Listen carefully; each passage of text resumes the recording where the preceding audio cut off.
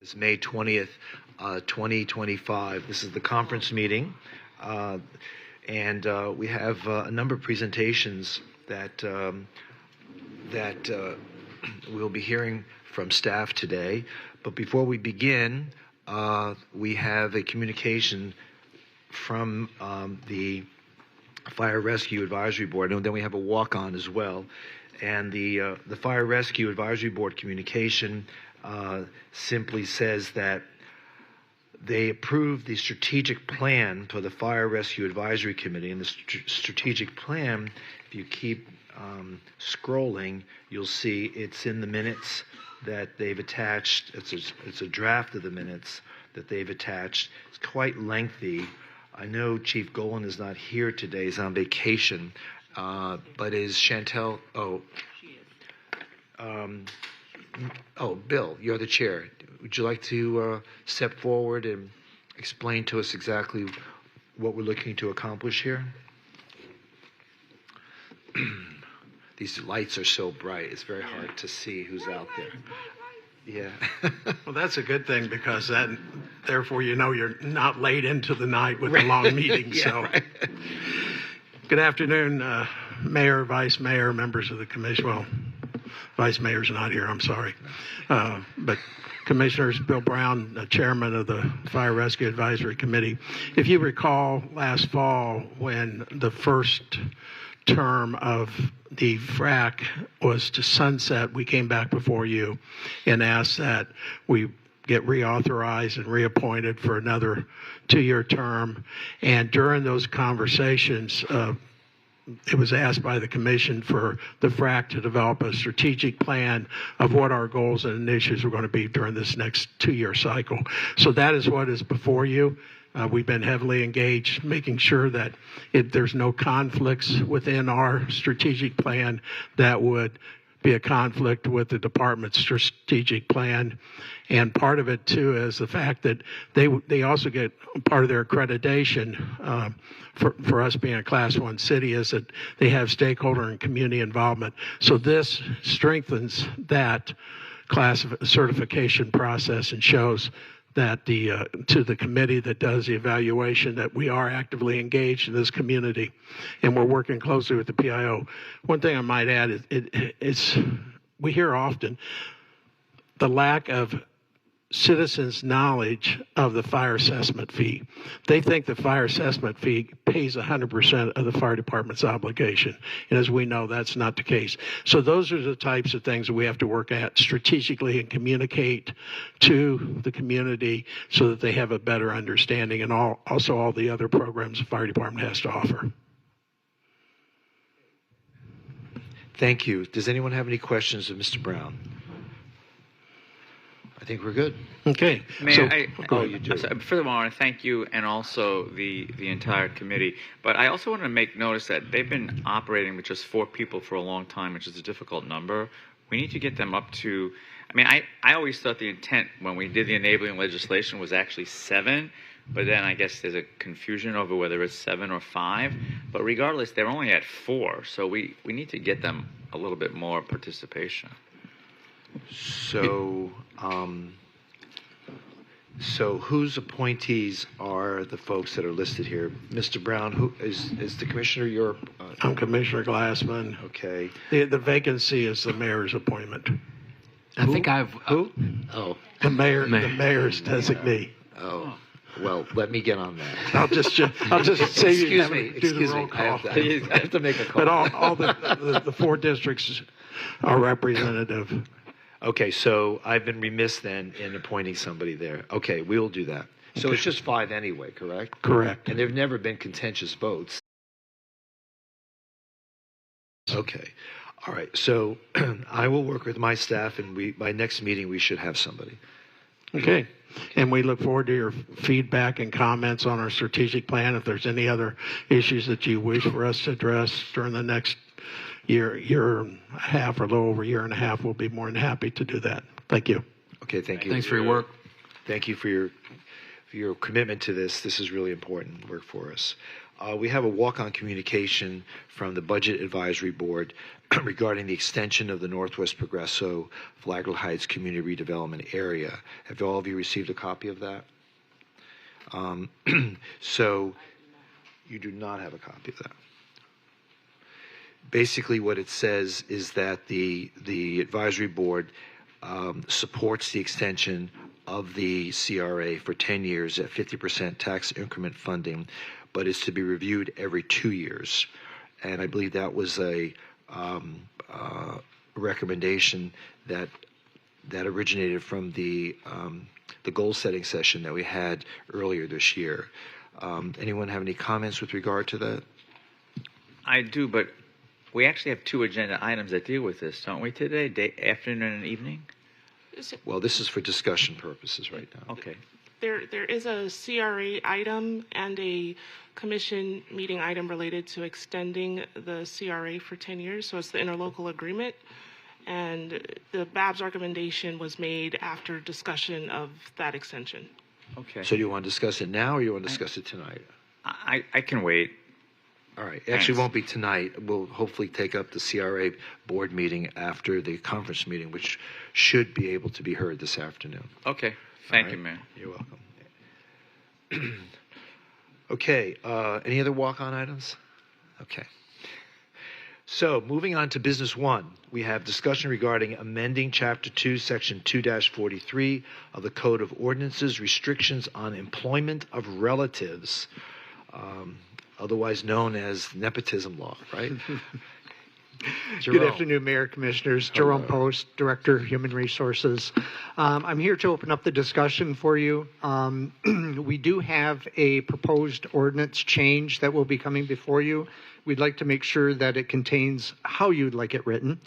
But ultimately, we are proposing a few changes and a couple clarifications. One change is that we would clarify that the departments are allowed to hire, promote, transfer, whatever have you, members or of one's family into the department, but clarify also that no family member may supervise or manage another family member as defined by the ordinance. So we would make sure that nobody is in the chain of command with this new language. We also want to make sure that we were consistent with state statute, which is more broad than our current ordinance. And then, of course, as you can see from your packet, there is some history here in which there was an audit report that provided that the city was not in any violation over that particular instance. However, the recommendation was to revisit this ordinance and amend it to be more clear. Okay, I have a couple questions. We currently have a rule on our books that prevents people of the same family from being hired in the same department or supervised in the same department. So there must have been a reason why we had that. And so now we're looking for an opportunity to change that. But I'm wondering, has that reason ever been found to be unfounded? And I'm always concerned, like, what happens if a department head has a relative that is within the ranks but not a direct supervisor, but they're still the department head? How do you prevent the conflict of interest that would materialize here under the scenario that you just described? Well, there's a couple questions that you asked there, one of which is I'm a firm believer that decisions are made in the context of the times we're in. So whenever that language was originally written, I agree with you. There must have been some context that allowed for the recruitment of qualified individuals without going through with family members. However, I can tell you that industry standards now, I think you'd be hard-pressed to find most municipalities barring anybody from allowing family members working in the same department as long as they're not supervising each other. Best practices, of course, are that you keep family members out of the chain of command so you can avoid those conflicts of interest that you just described. But don't department heads have to sign off on salary increases, on benefits, on there are all kinds of things that I just don't want to fall back into a practice that the current ordinance tried to prevent from happening.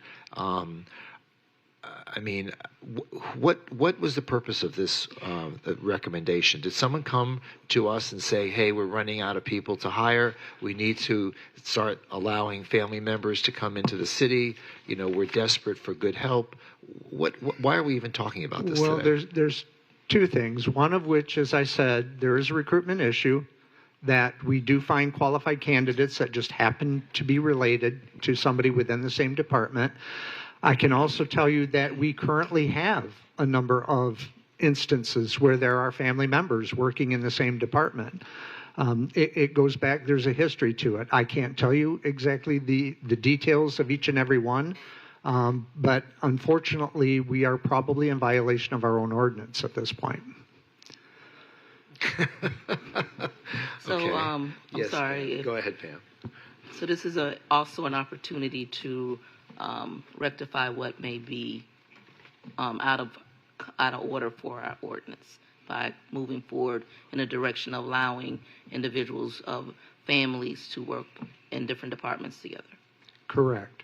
And Mayor, to answer your question about department head, the department head would be in the chain of command of another family member, and this is what would be barred by this ordinance change. Jerome, another question. Do we have, I think we already have this, maybe it's somewhere else, but not only family members, but personal relationship engagements between others? That should also, how is that addressed?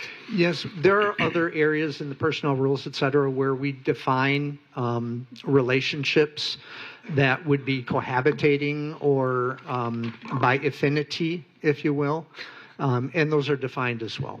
Great, and that also from a reporting hierarchy is not allowed. Is that right? Correct. Okay, and so we don't need to adjust anything on that. No, that would side. already be covered. We're talking more than just purely kind of the family relationship. Right. And just remember, this is a discussion that we have to put that ordinance language together to bring forward at a later date. So if there is specific language you'd like to see addressing specifically the affinity issues, we can look at that and add it as well. No, I'm as long as you feel it's appropriate and covered, I'm good with affinity, and I think this is a good thing. I think not allowing the reporting hierarchy to have familial relationships is good, but allowing for family members to serve in the same department makes sense to me. Mayor. Well, how do you? Go ahead. I'm struggling with this one as well.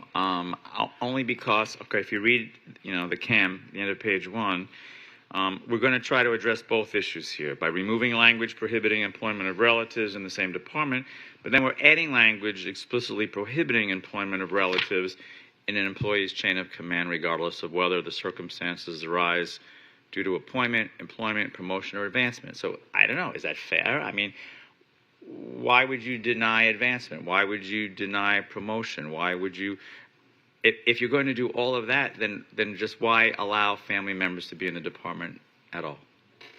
Well, there's a difference between family members working in the same department and being in the chain of command or the hierarchy that would cause a conflict of interest.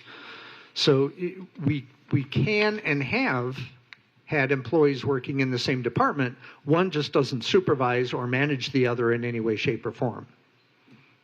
And is it always possible to avoid that? I think it can be in the future, yes. If there's a promotional opportunity or any kind of advancement opportunity, that would then just negate that candidate's possibility for promotion? There would have to be alternatives looked at for the second person. I mean, could they be transferred? Could they be moved? I mean, that would keep from being able to, or from being required to not promote the other person. City Auditor, what year were you hired? 2022. So this was not your report as a city auditor that recommended this? No, it wasn't. It's kind of interesting that this one was having to do with the chief of the police, the interim chief of police position.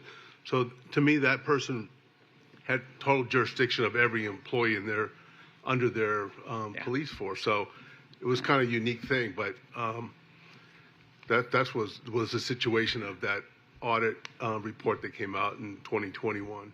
I just feel that I would like to avoid any issues of conflict. I'm not in favor of this change. Thank you. So what do you think, Commissioner? What should there be any? What would you like? I would just say that we keep it the way it is right now. No family members serving together in the same department. Easy. How many departments do we have in the city? 10, yeah. 10? Well, there are 9 other departments where someone could find a job. Well, I just think that we're opening ourselves up. I think to we're opening a issues. can of worms here. That's the thing. Yeah, I'm just not comfortable with this. I just see too many issues coming down the pike on this, and Do we have some information to add that maybe what some of the other municipalities also what their practice is? Because opportunity. Sometimes, if I'm using the wrong word, legacy. I can imagine. You're talking about a police department. You have someone that came in as an officer, okay? I'm going to say the grandfather, then the father, the son is hired, then the grandson is hired. Why do we want to negate that opportunity? That's the way I'm looking at it. Because with this, with the age, that's quite possible. We don't have grandfathers listed here, but it could be 60, 40, and 20 that's working in that age range, working in that department. I would like to see an opportunity where we don't necessarily have someone that's qualified that could benefit our city looking elsewhere, when we could also know almost, I would say, the value of a family value, the integrity, and bringing that same type of mentality to our agency that would be long term. Yep, I completely agree with you, Commissioner, and I think we have city leadership that can ensure that they are not in the same reporting structure and are still, managed appropriately. I think we can do both, and I think that's important. I mean, being a Navy veteran, that would eliminate my family members from serving in the Navy with me, which just wouldn't be, I think, a good thing. So I think we miss out a lot by doing that. So I agree. If I might add, the two departments that are most concerned or have this issue most often come up are police and fire, which are very specific career paths. And I can tell you that I had the honor this weekend of attending the awards ceremony for the fire department, at which they promoted 26 lieutenants, 2 of which were a married couple. So we have 2 lieutenants. They're not in the chain of command, but they are married. Let me ask you a question, because those are definitely career paths that I think are a bit different than many of the other departments.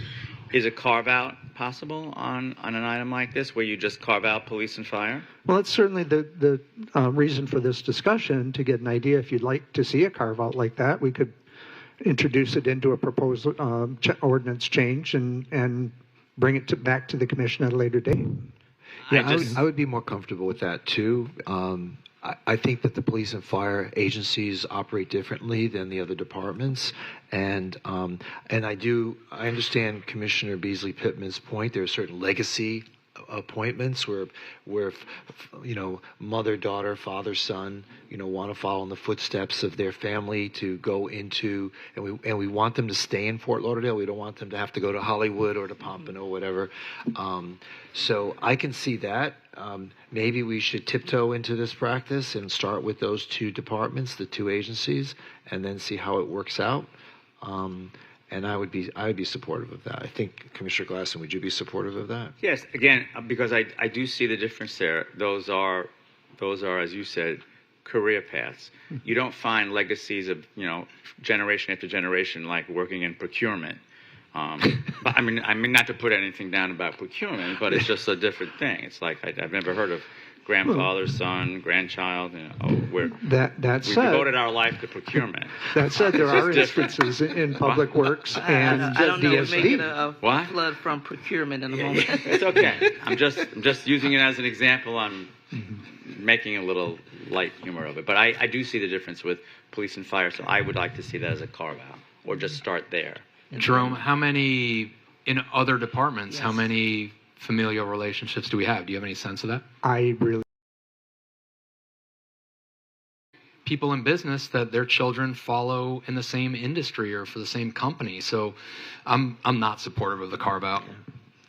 And I was going to ask the same question that Commissioner Sorensen asked. How many other departments, we are looking at this with? And right now, I don't see the carve out. I would prefer that we do this across the board. I can tell you that anecdotally, I know of instances in both DSD and Public Works, for certain. Mm-hmm. I can't specifically identify any other departments. So let's talk about Public Works. How does that look? Is it like, is it a large number where we see fathers and sons, mothers, any kind of combination? Could you give us some numbers of what we're looking at? Again, I'd be reluctant to give you a number because it would be a pure guess. Okay. Yeah. All right. Do we have that data somewhere? I mean, is that quantified somewhere, or how do you even get that? Other than likeness of name, I think that'd be difficult to gather. Other than poll the directors, perhaps. Well, okay. Well, let me ask this question: How do we know that they're related to? If there's no a checkbox to say I'm related to X, Y, Z, how do we get here? You have to take a DNA test before you get employed. But seriously, on a serious note, I'm trying to understand how are we identifying these family members if we're not, quote unquote, asking them? Well, typically, there's no secret about familial relationships. Once people get employed into the department, it's no big secret.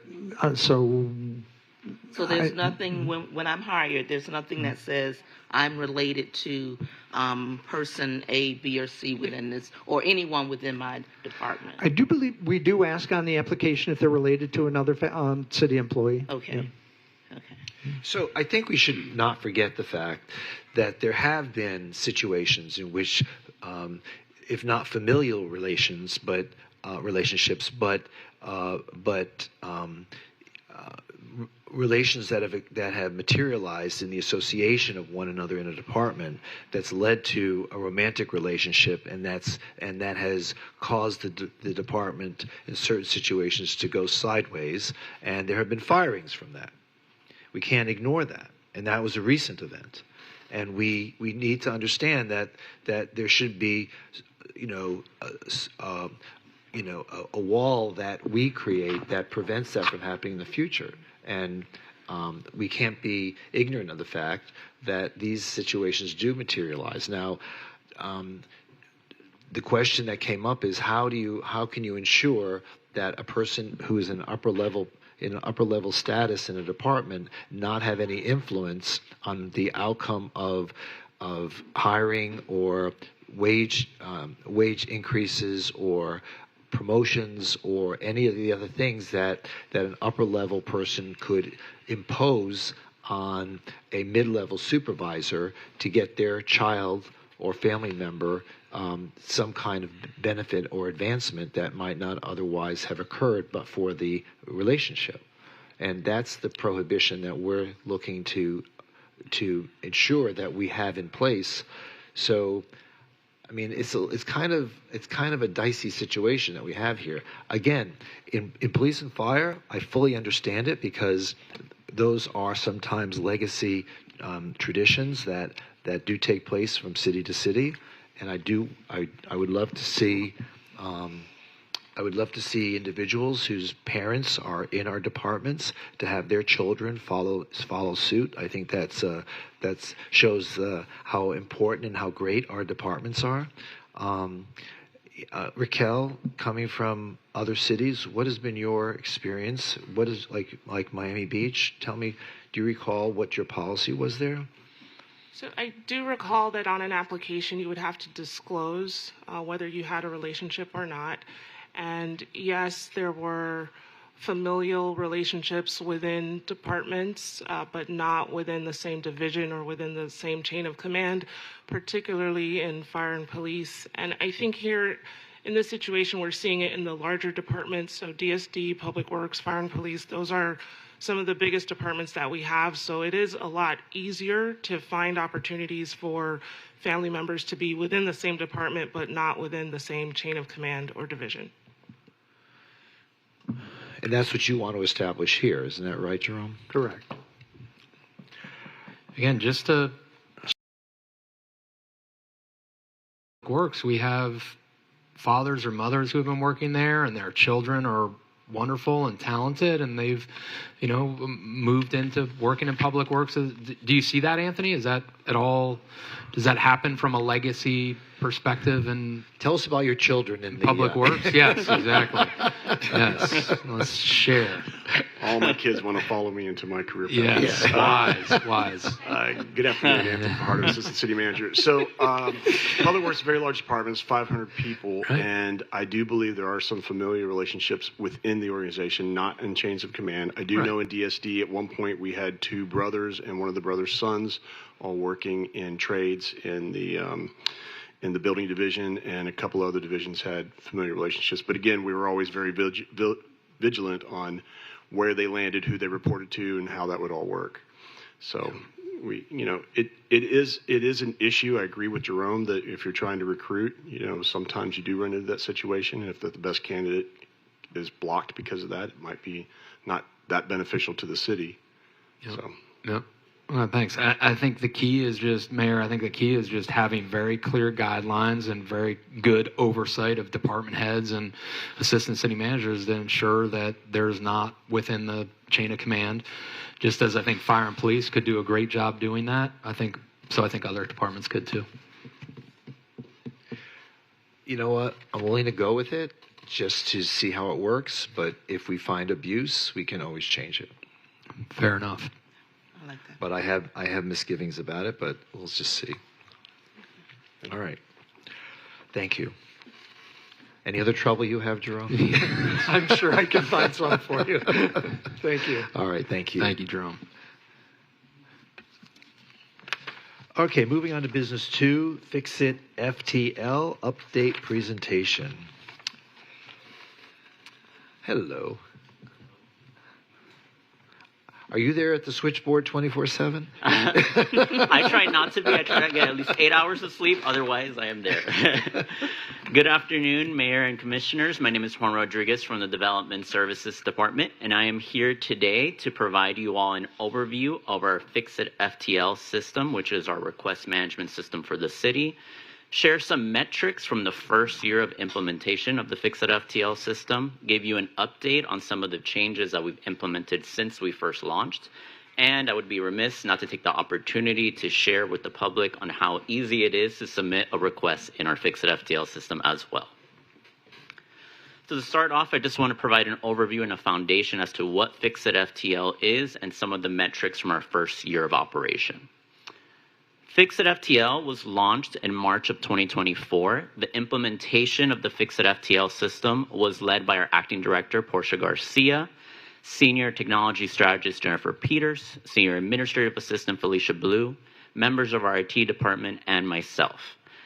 The Fix It FTL system serves as the city's external request management system and our internal work order routing system. The Fix It FTL system replaced our previous legacy system that you all might know it as Lauderdale, and was completely replaced in March of 2024.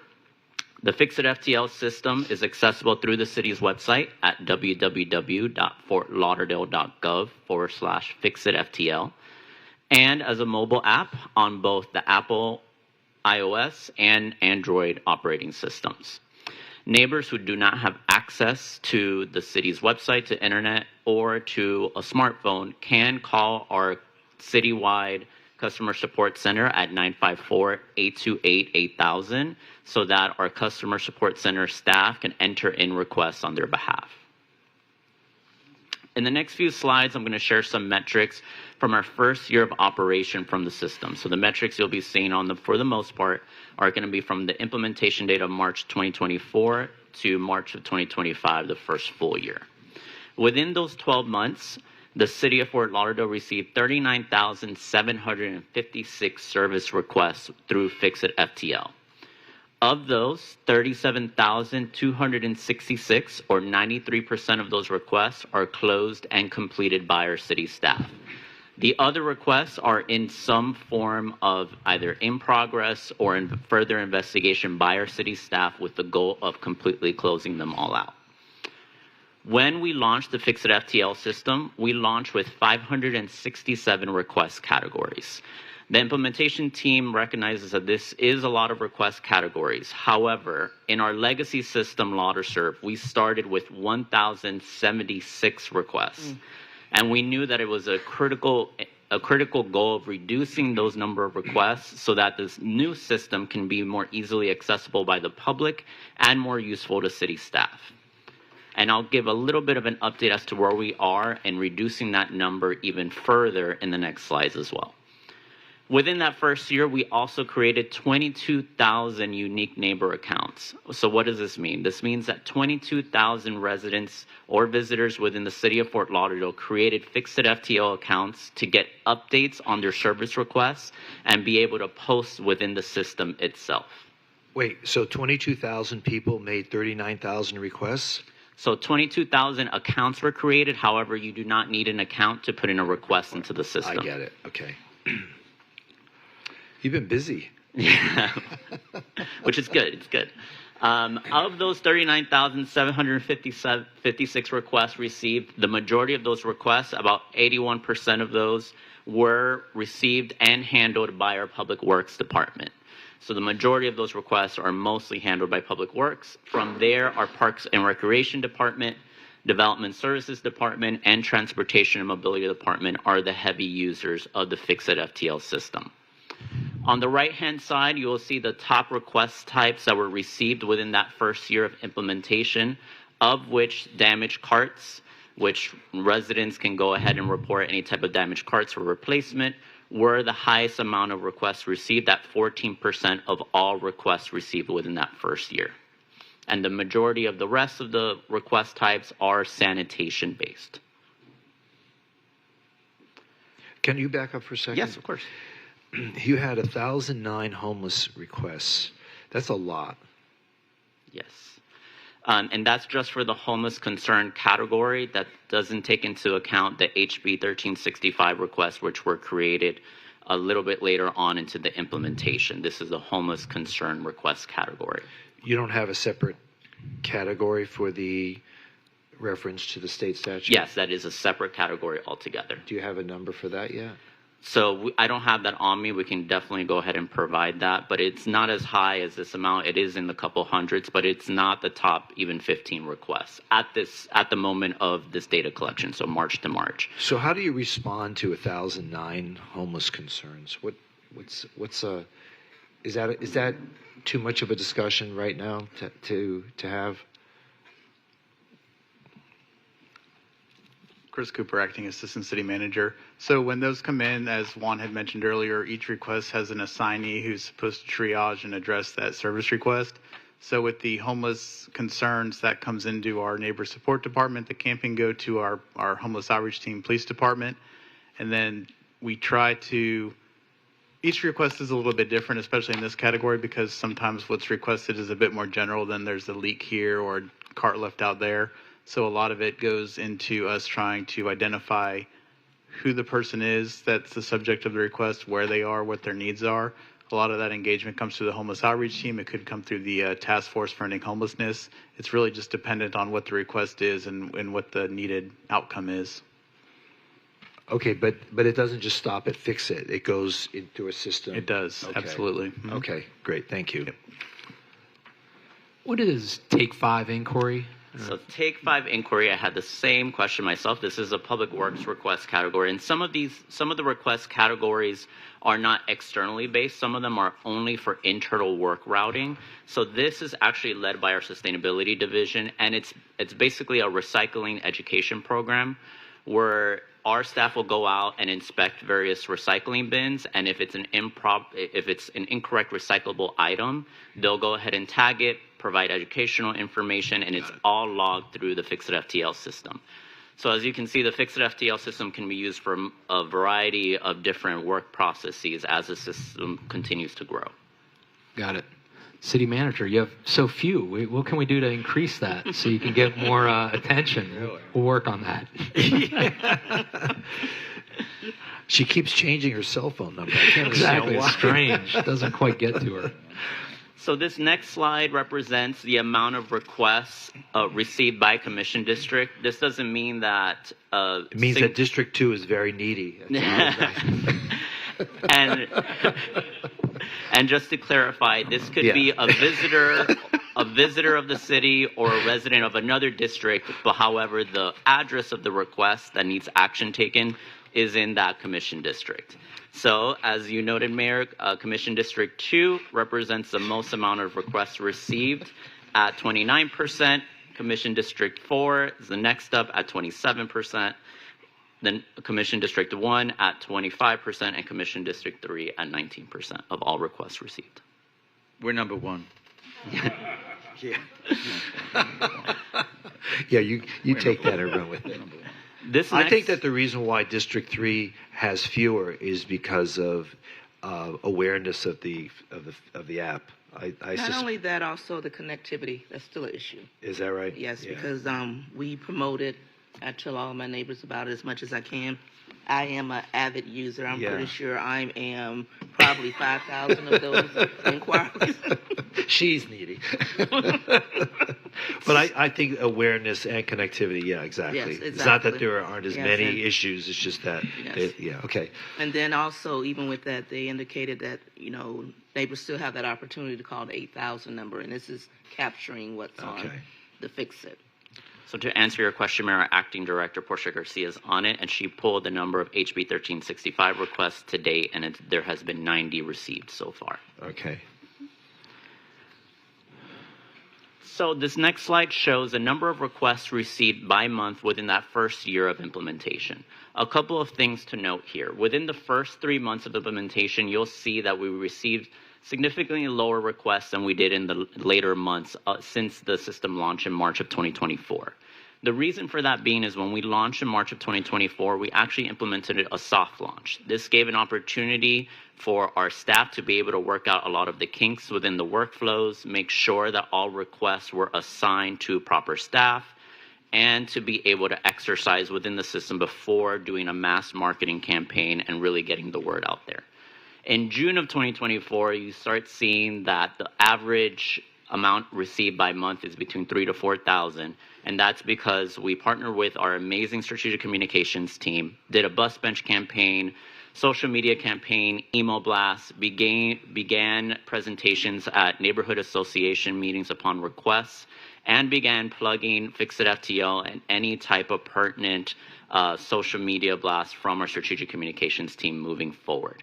So as you see, as a result of that, we received between 3,000 to 4,000 requests per month since system launch in June of 2024, since the hard launch of the system. Next, I just want to highlight some of the changes and improvements that we've been making within the system since implementation. We recognize that this is a living, breathing system, and we want to make sure we improve the system year after year, and we don't just settle on what we did when we began with the system in March of 2024. One of the things that we changed was the visibility of service requests. The reason why this was changed, so as you can see on the left, was prior when the option to see these requests was available on the map, and the right is in our current state. The reason being is that we received concerns or feedback from some of our users that sensitive information could possibly be relayed within those requests. So, for example, phone numbers, addresses, possible photos. So this does not mean that whoever entered the request doesn't get the information. They still get all the updates and are still able to see when their actual request is closed. However, someone going on the website cannot look up potentially sensitive information. So those have been made privatized. Next is a consolidation of fixed FTL request categories and also the naming conventions. Because we were moving from the previous legacy system, Lauderdale, which was primarily used for internal routing, we recognized that we wanted this to be a two-way communication system between us and the community. Because of that, we know that it is extremely critical that the system remains accessible and easy to use for everyone. That's why we went from the original over 1,000 categories to the 567 at launch to today we have 398. And this is something that the Customer Support Center and the Development Services Department works with every single Fix It FTL liaison in each department to try to work through their business practices and processes to be able to reduce those categories even further. So as we continue using the system, as additional features come online, because this is a vendor-hosted system, so there's additional features that come online as the system does maintenance and updates, we're able to leverage those and continue to reduce the number of categories so it's easier to put in a request in the Fix It FTL system. And I'll provide a tip in our last slide when I'm going through the refresh on how to enter a Fix It FTL category that neighbors can use to be able to navigate the number of requests even more. With that same effect, are easier to understand for the public. So we have our internal request categories like Take 5 inquiry. The average neighbor might not know what that is. However, an external request category like a pothole, we want to make sure that that naming convention is easily understood so that neighbors can go ahead and put in the proper request. And last but not least is internal reporting and coordination. The Development Services Department, the implementation team, and myself, we are very, very lucky that this has become a group effort within the city. Every single department takes it extremely seriously to make sure that all requests are addressed and that all actions taken on behalf of the city are communicated to the neighbor. That is why we work with each and every one of our Fix It FTL liaisons to make sure that the information is accurate, inputted into the system, and that every single request is acknowledged and worked on. Lastly, I wanted to go ahead before I open up to any questions and feedback that you may have and just take this opportunity to remind the public of how easy it is to put in a Fix It FTL request. As I mentioned, if anyone has any technical difficulties putting in a Fix It FTL request, you can go ahead and tell your constituents that they can call the Customer Support Center at 954-828-8000, and they are trained to be able to troubleshoot a lot of those issues because a lot of the issues can be individual basis. We've seen reports of individuals not putting their location services on, or they don't understand how to add a photo. Those simple requests, our Customer Support Center can go ahead and troubleshoot from there. So the first step, and these are the same steps whether you put in a request on our website at www.fortlauderdale.gov/fixitftl or on our mobile application, it's the same exact steps. The first step, although I'm illustrating on the mobile application, you can follow these exact same workflow on our website as well. If you're entering a request through the mobile application, you can either click on the first link, which is enter a new Fix It FTL request, or click new request in the navigation panel at the bottom.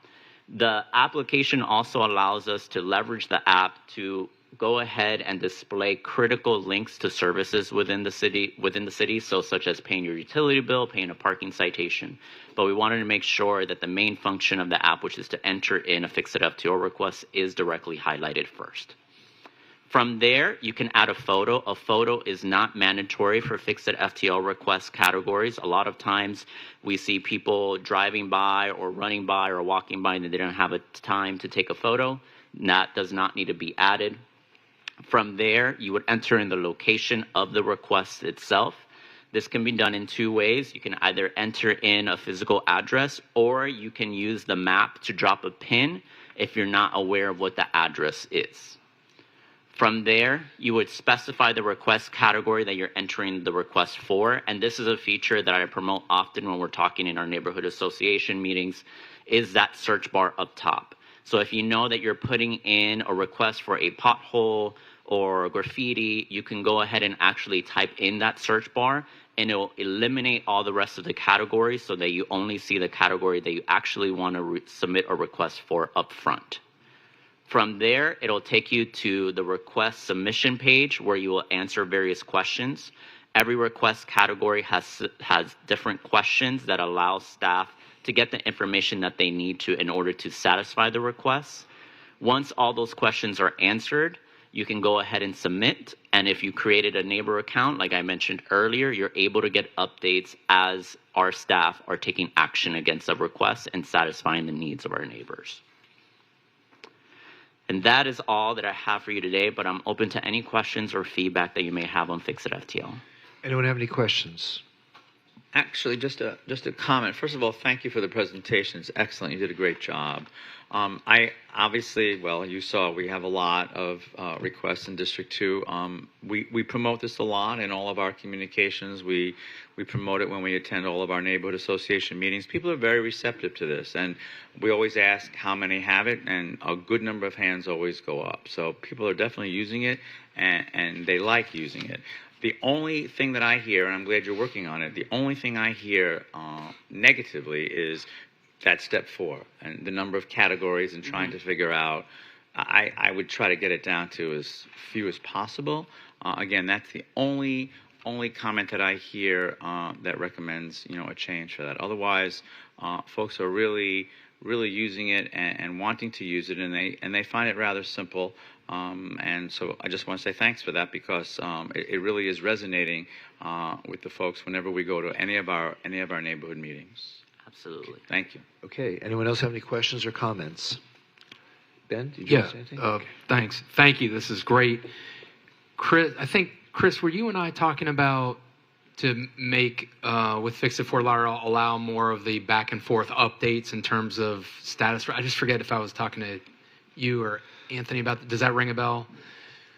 It does ring a bell. So Okay. I think what you might be talking about is we have some back-end systems where there's interfaces with Fix-It, such as our Lauderdale system and our CityWorks system. Right. To where at one point in time there were issues where the feedback wasn't transferring from one to the other. So just for everybody's understanding, when the user interface, which is Fix-It, somebody puts a request in there, we have back-end systems that our staff uses to manage processes and projects. So the intent is that staff only works in the back of house systems, and then that information is pushed into the customer-facing system of Fix-It. So we have addressed those issues with both of those platforms, so that interaction is improved at this point. Okay, great. So that's going back and forth. That was a concern I had a little bit ago. So Yes, since its implementation, those integrations are completely functional between our CityWorks system and our Acela land management system. Okay. Not a question, just a comment. Thank you again for the presentation and great innovation. This is definitely in the right direction with all of our opportunities for smart cities, things of that matter. So this is great. And again, I believe overall the city we are embracing this. And again, I love it. So if that means anything, I love it. That makes me so happy. Thank you. Well, we love that you love it.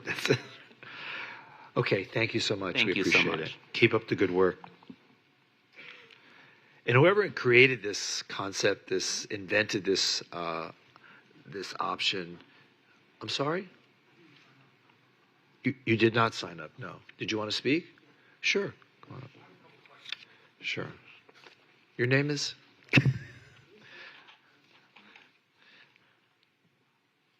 You're going to have to sign up with the clerk anyway after you speak. Okay. Ted and Sarah, President of River Oaks Civic Association. My questions was, did you say there was 2 different categories for homeless concern and homeless encampment? Did you say that? Yes. Okay, because I got very confused. I use this a lot, and it seems to me like everything that I put on was always supposed to be homeless camping, but I put under homeless concern. because I did not see the two different choices there.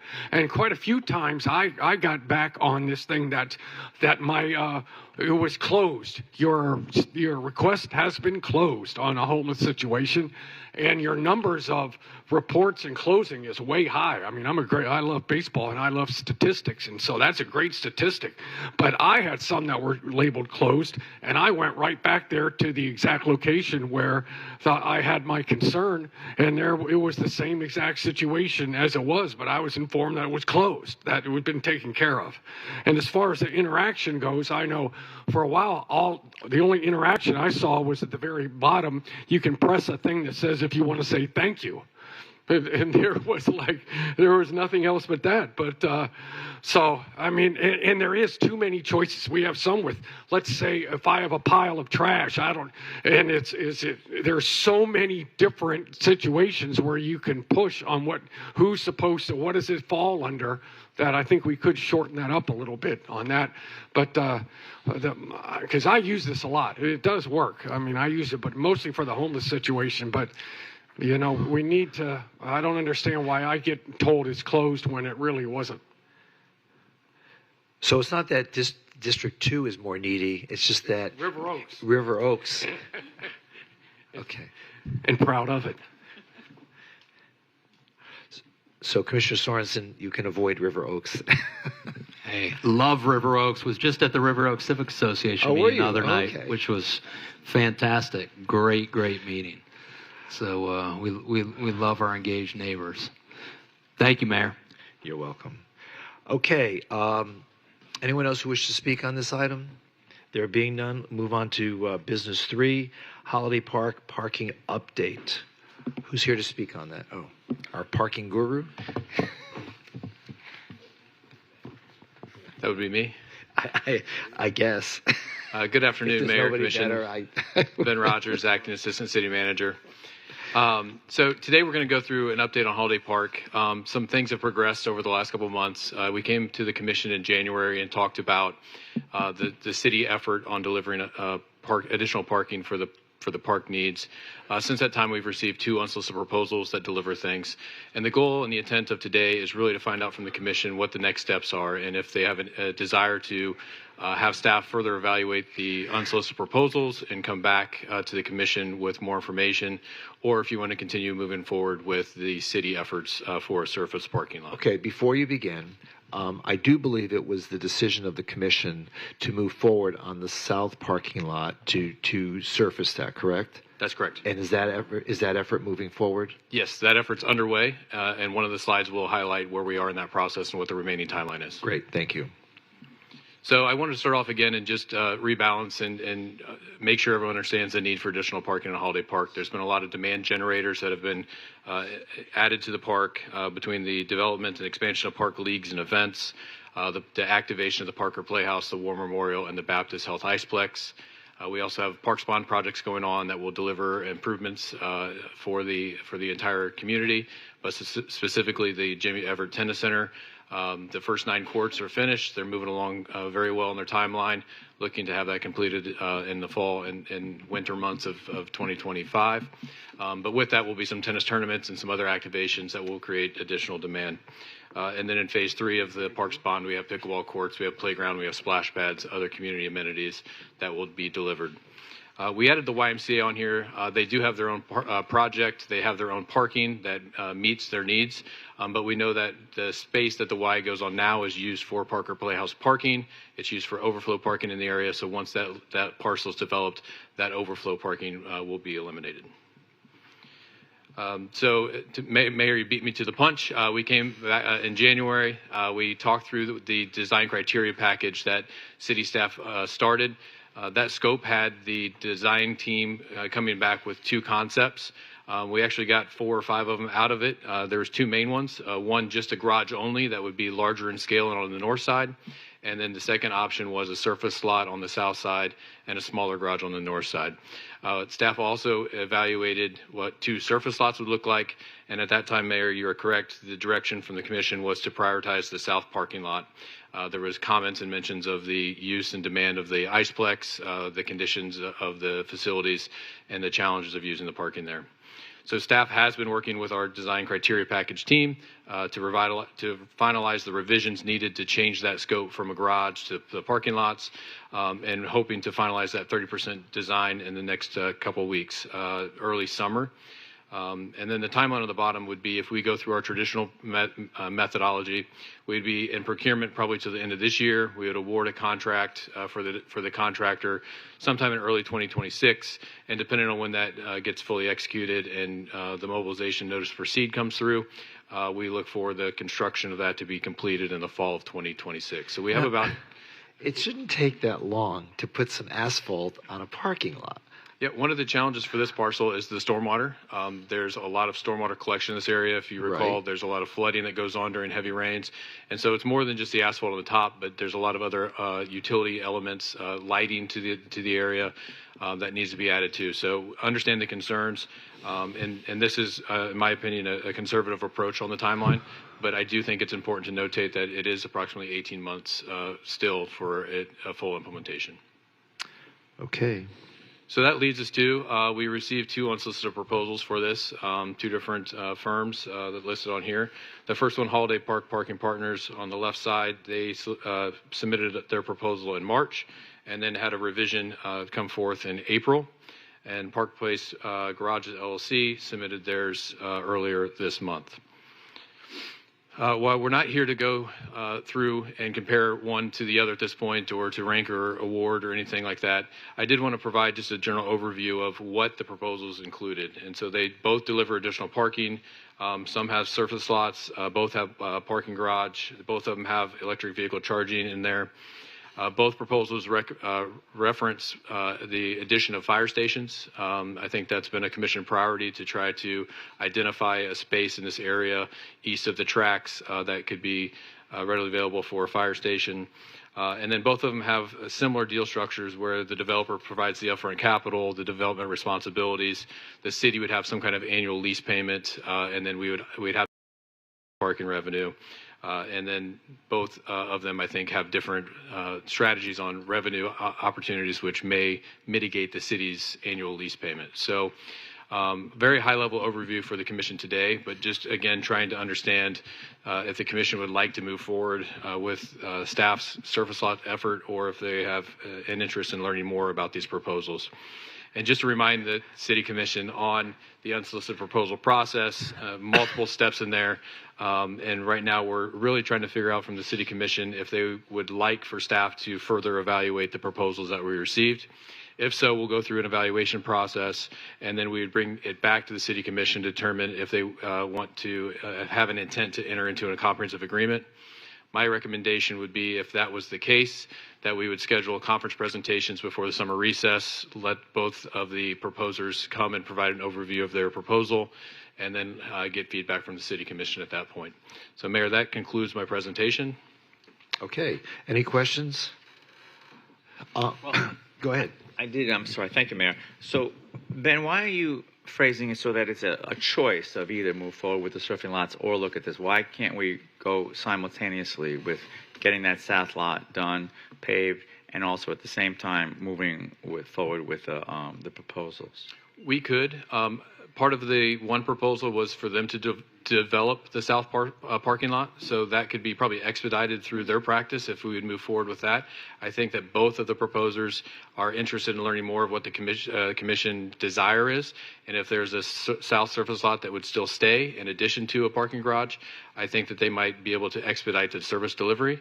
However, if it's the commission's desire for the staff to keep moving forward, we can absolutely deliver the 30% plans and then come back to the commission and figure out if you want us to invest more time and resources to advance city staff efforts. So you basically just think that we would expedite the timeline if we did decide to go with a proposal for a garage and at the same time let them handle the south lot. That would save us how much time? I think there's different strategies to go in place. The one thing you need to keep in consideration is that we'd have to get to an interim agreement or we'd have to get to a comprehensive agreement before the work would start. And so if you would move forward with choosing a proposal before the summer recess, the commission would have the ability to create a competition period if they would like. If they would, it would be when we come back from summer recess that we'd bring that forth with the other proposals that were received. and then we would start negotiations or take the direction from the commission on how they want to rank those proposals. Then we would start negotiations. So I do think there are expedited timelines through an unsolicited proposal, but we all need to, again, remember the steps that we have to take before they would get the keys turned over. No, understood. I think that we've delayed this for a long time. We probably should have already had something there in this park to accommodate all of the, like as you mentioned, Parker Playhouse, War Memorial, the Panthers, the restaurant, the Y coming, Broward Health coming. There's so much happening in that park. So I'm just in favor of moving forward as quickly as possible and evaluating these proposals and see if they make sense for us. That's just All my right. take. Anyone else have any questions or comments? Yes, I have a question. Go ahead. With the possibility of moving in the direction of, you do having a P3 and that south lot, right now we're talking about doing asphalt, correct? Is there another option, another opportunity that we could maybe utilize that will be move quicker, that would also give us the parking opportunity that we need, but that does not cost us as much as the asphalt? Is that something that we can consider? Yeah, so in the past we looked at doing limestone or crushed gravel in that area. I think the challenges we have are in our city code of what we do for parking lots. The second issue that we have is the stormwater issue in that area, and it not being able to drain as effectively as what a stormwater system would. So we have evaluated different things. If that again is the direction of the commission, I'm happy to reevaluate that, see if we can find a short-term solution. I don't know what this method is called, but I don't remember where I was, but it was like it wasn't the gravel, but it was like a packed sand or something that was really, really hard. It wasn't concrete, but it was so sturdy, it was just as, in my opinion, as hard as a concrete. And my understanding is not as expensive as asphalt, because I'm always considering what we're putting down to then come back and remove. So if we're going to move in a direction where we're going to address that right now need, also wanting to be able to put something there that is cost efficient, where we're not just saying, okay, asphalt, 3 years, tear that $5 million, which probably be more than that for asphalt, but removing it and saying, okay, now we're going in a different direction. Yeah, those are great points, and understand where you're coming from. I think the challenge that we have in this area is just the low-lying area and for the stormwater system. Okay. I'll continue to work with DSD and Public Works and see if we can come up with an intermediary solution, but that is one of the bigger challenges right now is the stormwater. Okay, thank you. Ben, from a cost perspective, considering unsolicited proposals that would look at including the surface lot on the south side, what's your sense of cost of an unsolicited proposer doing that south lot versus city doing the south lot? So it's hard for me to forecast what the financials are at this point. I think we need to get into negotiations. We need to also have a baseline design to make sure we're comparing apples to apples. I do think that the service delivery or the implementation of it would be expedited through a private party. But I can't answer your question at this time. Okay, that's fine. Part of the south side, if I'm I think you and I have talked about this before, but part of the south side not only is a surface lot, but greater pedestrian safety, access, crossing, I forget what that road is, but between the Iceplex and the parking lot, that would be part of this project. Is that right? Yeah, and we're making some temporary improvements out there right now, and so I think you'll see some of them coming about. But as part of the bigger project, I think that we intend to have some raised crosswalks from the parking lot over to the Iceplex side, so that way they're marked, and then there's also traffic calming elements incorporated with it. Okay, great. If we did want to move forward with the unsolicited proposal process, and we wanted to move that forward as efficiently as possible, as quickly as possible, give me a sense of timing in terms of, should we talk today about I forget what the phrase you used, but the time to consider other proposals coming in and so forth. Give me a little bit there. Yeah, so Florida statute, and I might have to lean on the city attorney on this, but Florida statute used to require that there's a 21 to 180 day competition period. So once you decided that you had an intent to enter into the competition agreement, you would set a competition period during that time. Florida statute has changed. I don't believe that's any longer a requirement, but I would defer to the city attorney to confirm that. Okay, thanks. Dwayne? So, excuse me. So it remains a requirement. What the statute has done is add an alternative process. So if you do not, what they now call the public bid processes, which what you're accustomed to, providing the 120 to the 21 to 120 days for additional solicitors to submit proposals before entering into a comprehensive agreement, you can now go into a public meeting process. It requires 2 noticed public meetings. The first I would call an evaluation meeting, in which the presenters present before the City Commission at a public meeting, hear comments from the public. The second meeting is a determination meeting, where there's specific criteria in the statute that the Commission has to make a determination that the proposal meets and address all the comments that were made at the prior meeting in terms of awarding or entering in a comprehensive agreement with that particular proposer. You know, the thing is that probably a private entity could produce this asphalt parking lot quicker than the city, but it's going to take time to get to that point.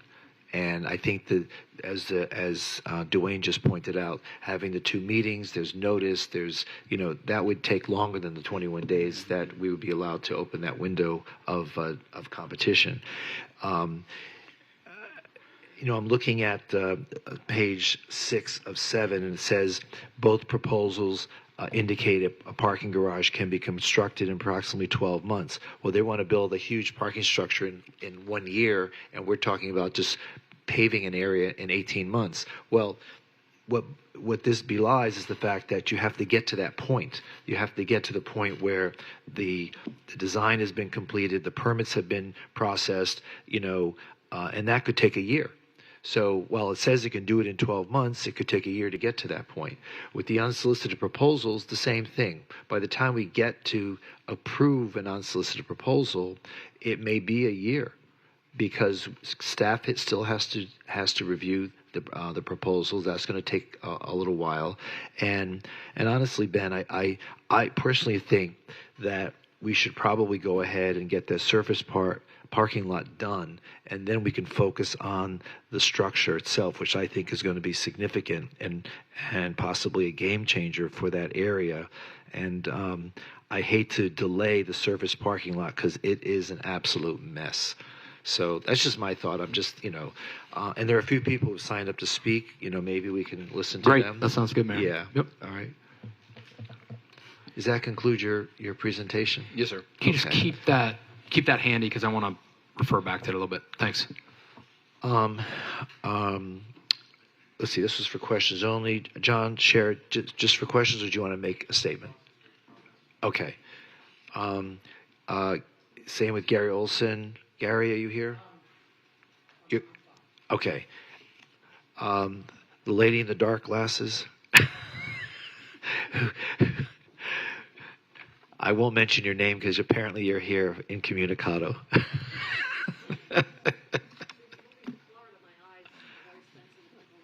Oh. Well, since I've had cataract surgery, my eyes are sensitive to the light. Yeah. What's that?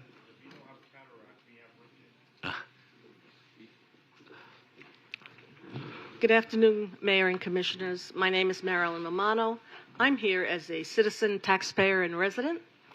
Today you're reviewing 2 unsolicited proposals to construct parking structures and parking lots and other things in Holiday Park under Florida Statute 255065. That statute, as the city attorney explained to you, has been substantially modified. I urge you never to go into the new process, which is the non-competition process, but that's a whole nother story. Doubtless there will be presentations. Actually, we haven't seen a presentation of the proposal. And we may or may not find clear answers. You may be urged, or you may desire to notice this proposal to see if there are other interested parties. And doubtless we will spend considerable amounts of time on details and dueling proposals, and doubtless there may even be lawsuits involved. In my opinion, these are not the relevant issues. I'm going to make this briefer. You've already proposed and approved and want to move forward with a south parking lot, a surface parking lot. That you've made that decision, a good decision in my estimation. But what has changed in the last 3 months since you made that decision? Have we, in the last 3 months, discovered that we absolutely must have more parking right now? Did we realize that we needed a heliport? These guys want to build a heliport? Did we really... It's for the Starship that will be landing there. Thank you very much. They're bringing the stars to the War Memorial. Yes. I find that interesting. Do we really need another fire station, having just finished building fire stations?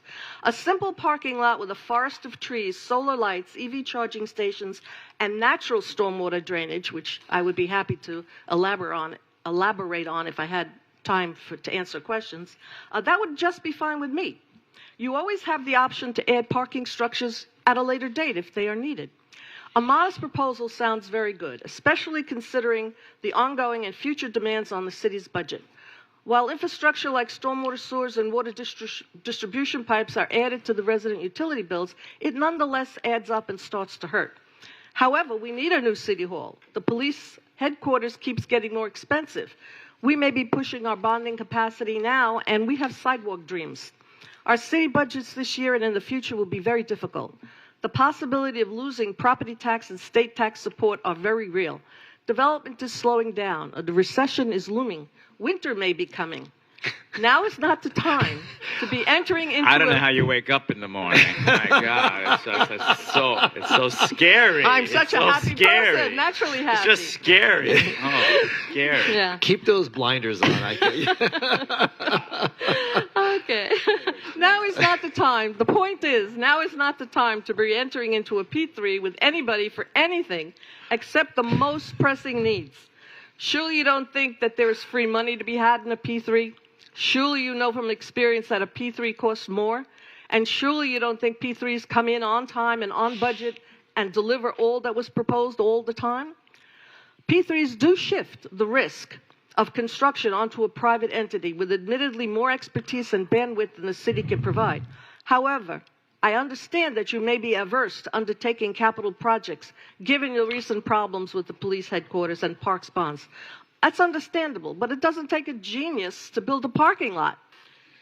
So let's thank these people very much for their interest, and thanks but no thanks at this time. Give them back their money and send them on their way. Let's move forward with our modest parking lot proposal, and don't forget to plant plenty of trees. Thank you very much. If you're interested in natural stormwater drainage for parking lots, I can send you 500 slides that I've taken of European cities that don't use asphalt, that use natural stormwater drainage, if you're interested. Thank you. Thank you. I want to make sure we all understand what a submission of an unsolicited proposal is all about. Two such proposals have been tendered to the city of Fort Lauderdale. The city commission can direct city staff to accept them, accept the $25,000, still $25,000, right? Accept the $25,000, which is to cover staff time to review them, at which time the city commission will be asked to hear from city staff and see what the results are, the staff analysis of each proposal. It does not commit the city to do anything if we accept the tender, correct? It just allows staff to review the components of the proposals and go forward. I know that this commission has in the past indicated a need and a desire to improve the parking access in and around the Iceplex, Parker, and everything that's going, and plus the new and improved tennis facility. Parking is going to be in a greater demand than it is today. And I think this commission has put out there that we're looking for ideas.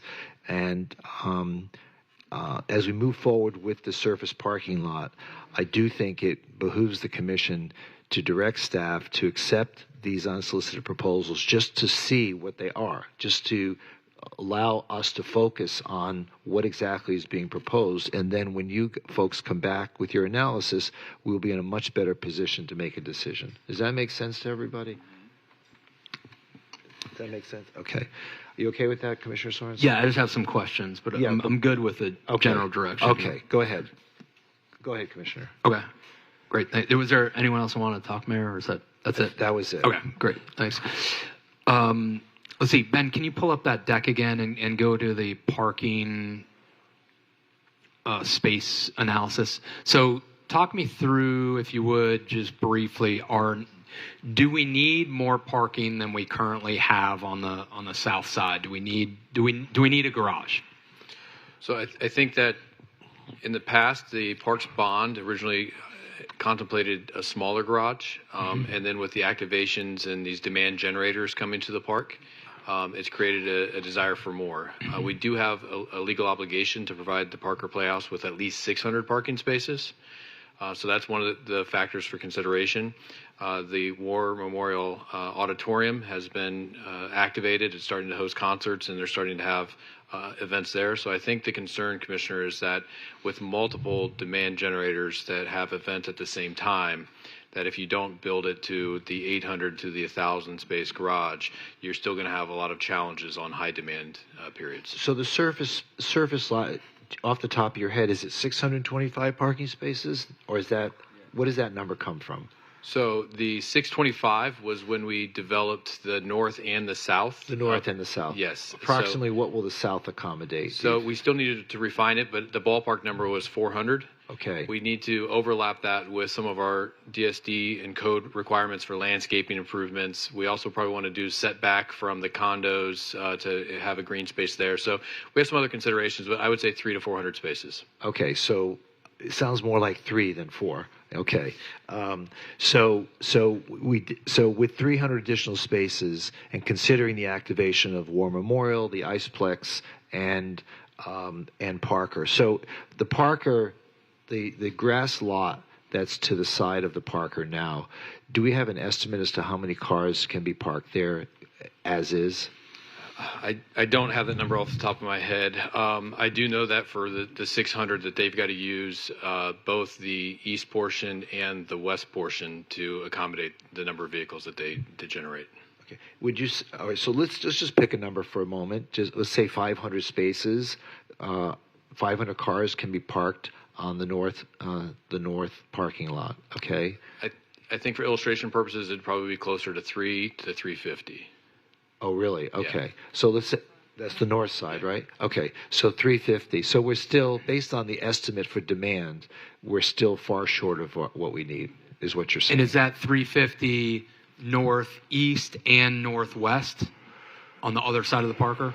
I would need combined? to confirm that, but for illustrative purposes, I think that the northeast would be around the 300, 350. Okay.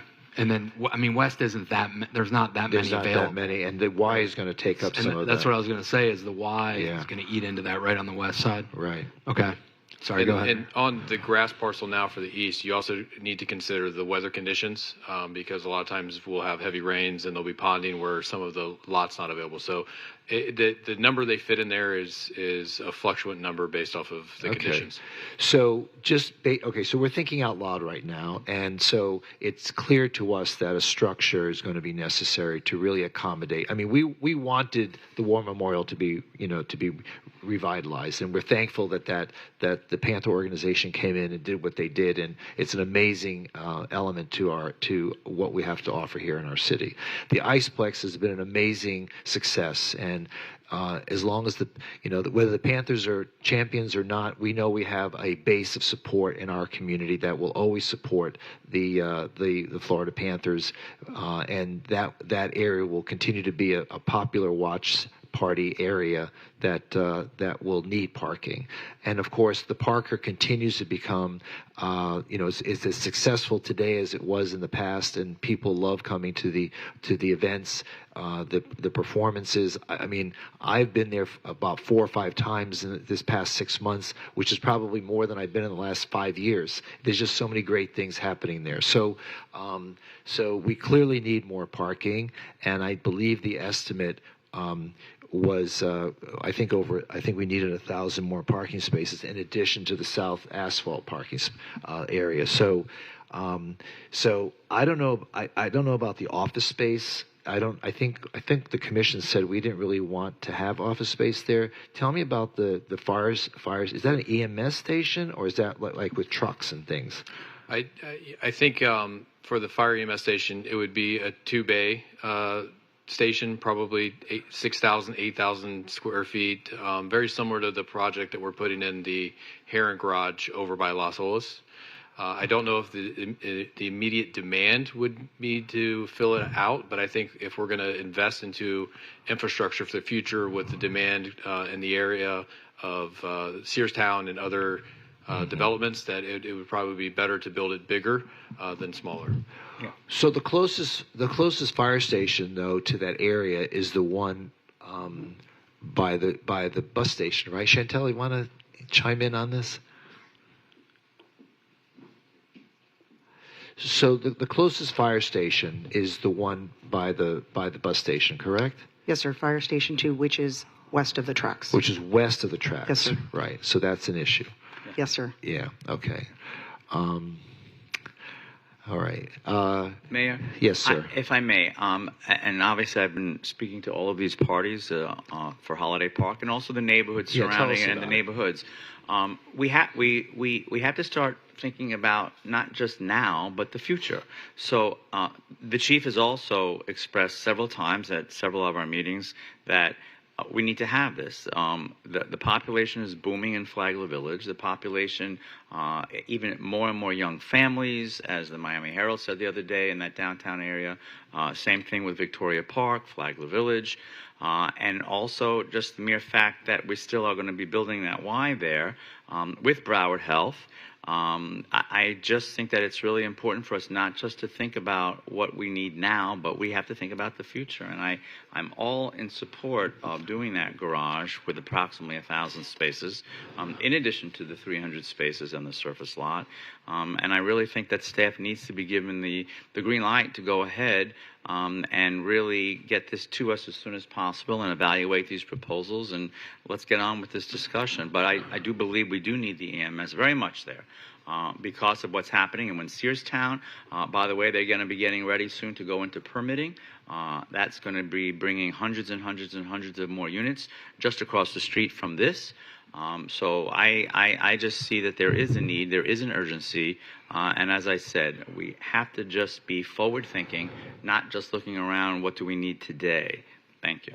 So is it possible that we may consider incorporating a fire facility in another location? In other words, I can hear the pushback on this, on the parking structure. The pushback is, this is a park, and we're trying to reduce the amount of visual obstruction by having fewer structures in an area that is supposed to be an open air, open space park. And having a parking structure sort of interferes with that idea of keeping it, open and airy and so forth. But necessity is also going to be, needs to be addressed. And the necessity of parking, like I said, we've activated War Memorial, we have the Iceplex, the popularity of the Parker, and now the Y. We've made this a very intense area, a lot of intense activities going to be taking place and does take place there. So, but my question was, I don't see the need for an office space there, but I was just wondering, like, the fire structure, like, why can't we make some sort of deal with the Searstown people to put a fire structure in their location? They've got plenty of real estate. We might be able to work something out with them. The point is, I'm trying to reduce the size of this structure so that it doesn't look like a landing field. But I'm not sure that those 2 bays would actually reduce or increase the size of the structure. They would just be built into the structure on the ground floor. I'm not sure that would actually increase or. Well, if it would certainly take up more parking spaces, right? So we could reduce it. If we say we want 1,000 parking spaces, then the 1,000 parking spaces would be contained within a smaller structure if we don't have all these add-ons. Is all I'm saying. Right. Well, I think once staff does their evaluation, this conversation can go on in much greater depth because we'll have just more information, and I think then we can tweak it once we evaluate it, once staff evaluates it and gives us the proposals. You know, there is another way to look at it, and I know what you're talking about when you're saying taking up the space. But if you do consolidate all of the parking into a structure, you're keeping the rest of the green space in Holiday Park available as green space. You're not going to be parking people all over the place and saying, oh my gosh, we need to have more surface lots. And you actually are, I think, increasing the amount of green space that you will be able to maintain if you put this all in just one structure. That's just, to me, another way of looking at it. That's an argument that has merit. I agree with you, because people, out of necessity, will park wherever they can because there's no parking. So, all right, to conclude this conversation then, why don't we authorize staff to accept, to receive the tendered proposals and make their analysis and then come back to the commission with their recommendations. Does that make sense? Mayor, I just have a bunch more questions. Go ahead. Just so, because I just want to understand and track this. Okay, so just to touch on the fire station again, I mean, Chief Botting, I heard Chief Golan has told me many times that we need, for the future growth of the city, we really need to have a fire station, EMS substation, somewhere in this direct vicinity. That this is really important. This is one, I think he said, one of the deficiencies of the city when he looks future growth, that we have a real need here and we need to fill that need soon. Is that, Yes, am sir. I saying that right? Yes, sir. Yes, okay. sir. So that's where I think we've really got to prioritize the fire station. I think this project makes sense to fit that in while we're doing this. So, okay. So I just want to make sure I'm tracking the need for that. In fact, I think the chief said out of all the districts, this is one of the areas of most needs in terms of a fire substation or station. So, Yes, okay. sir. All right. Thank you, Chief. Ben, a couple more questions on parking. So you said the Parker needs 600 parking spaces. War Memorial needs 100. Am I saying that right? War Memorial would need dramatically more. Okay, how many? It depends on what concert they have, but the 1,000 space garage baseline was based off of about the last year. We've had some engagement sessions with both the Parker and the Panthers. Yep. And that 1,000 space was kind of the baseline of what they would like to see. You had to add a zero there. So got it. Sometimes my math is not what it could be. So for War Memorial Auditorium, we need 1,000 spaces. So we got into conversations about the use of the garage and how many times will be overlapping events, the Right. competition of the needs. And at the end of the discussion, it was determined that 1,000 space total would be the baseline for what we need. If we need to further evaluate that and look at adding more spaces or contracting spaces, we can get those conversations. But right now, we've not had any active conversation based off of the direction to move forward with the surface lot. Okay. Okay. So you're saying 1,000 is the sum of Parker, which we're saying is 600, plus War Memorial, which is some unknown number, plus Iceplex. I'm differentiating Iceplex from War Memorial because I think those are two separate entities that we should talk about. Yep. Okay. So Parker plus War Memorial plus Iceplex plus just kind of parking to walk the dogs or whatever the case may be, that gets to 1,000. And the tennis. And the tennis. I mean, and I even park there sometimes when we're playing soccer with the girls. And pickleball. Over and pickleball. There you go. So that gets to 1,000 total need. Or is that 1,000 plus existing south surface? The conversations we've had in the past were just focused on the Playhouse and on the Panthers, and the outcome was 1,000 spaces. So if the commission desires, we can go back and start having additional planning efforts and come back with a a number for consideration. If that is 1,200 or 1,300, we can confirm that. One of the challenges is just not knowing the number of times you overlap events.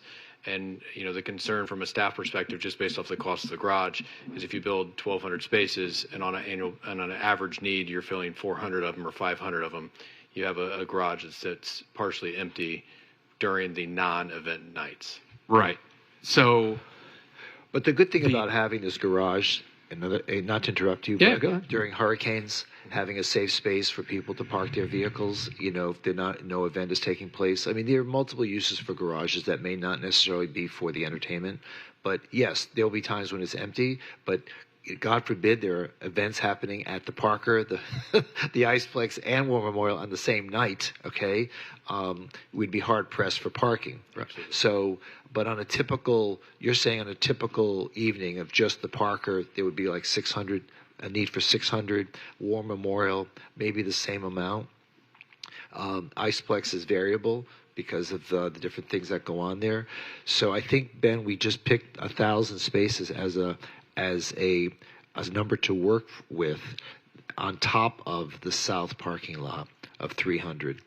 I think that's what we had thought about when we put out to the community the need for a parking structure. So why don't we go with that then? Yeah, and we can go back and start reevaluating the demand needs. We, again, as the commission directed to go with the surface lot, we kind of stopped the conversations there, but happy to reengage with the Y, with the Panthers, with the Parker, with Carl and the Parks and Recreation Department to get what that total sum number may be. Do we know what the occupancy capacity is for the War Memorial? I do not. Do we know, Chantel? You don't know off the top of your head. Come on. I mean, that number would be determinative as to what the need would be. So if you figure 1.5 people per car, just as an example, then if the capacity is 600, then all you need is 400 cars. So, who's talking? Oh, come on up. You can't talk from there. You have to talk when you're on camera. Did they say 2,000? 2,000 capacity? Is people meaning, right? So, I'm just picking numbers. It was just for conversation. Yes, sir. Identify yourself and speak into the microphone. Is it? It's you're on. You're on. So, Gary Olson. Hello, Gary. I'm not a developer. To answer your question, the capacity is 4,000. What is that capacity? is what is advertised. Capacity for what? Of War Memorial. 4,000. FTL War Memorial, right. It's 3,400 general capacity plus another 600 for VIP and like the balcony that. area. So that's 4,000. But that doesn't include everybody else in the Iceplex. Right. So you have the bar and restaurant. All right, so you've given us a number now. So it's right. more it's realistic. 4,000 plus. Okay, yeah. so that's a more realistic number. Then. Okay. Okay, so to Ben, thanks. there's Yeah, no, that helps. Yeah. So thank you, Gary. Okay. That helps. So thank you. Could I just add? Oh, Ty, hello. One second. Okay, thank you. Hello, Ty. Ty Sutton, President CEO of the Broward Center. It's roughly 3,000 is where they figured out maximum GA capacity is at this point for the War Memorial itself. Okay, 3,000. well, that's still a significant number. It is a very significant number. Okay. Raquel, hold on a second. Raquel? I just wanted to add that just because a facility has a certain capacity doesn't mean that that's the number of cars that we will anticipate. So we need to go back and evaluate further. And we could also talk to all the entities on the campus to talk about how they schedule events and maybe come to some consensus on how that should be handled. Sometimes that's out of their control. If a certain talent can only perform a certain day, or a certain group can only show up at a certain time. But you're right. If the capacity is 3,000, even if it's one car for every 3 people, that's still 1,000 cars. And some people might come by Uber or Lyft, so that's also a consideration. But that's only exclusive to the War Memorial. If there's an event at the Parker, then where'd you go, Ty? Did you run away? Oh, there you if there's an event at the Parker, that complicates it. So we definitely have a need for parking. There's no doubt about it. If we use 1,000 as a benchmark, for the parking structure, and knowing that we have the extra 300 plus in the surface lot, I think that would more than cover what we need for the moment. We can't build anything bigger. Let's just put it that way. I don't think we should think about anything bigger. I think these renderings make it look like we're building a mini city there. I think they're a little distorted in terms of their size and their context. I'd like to see more realistic renderings at some point.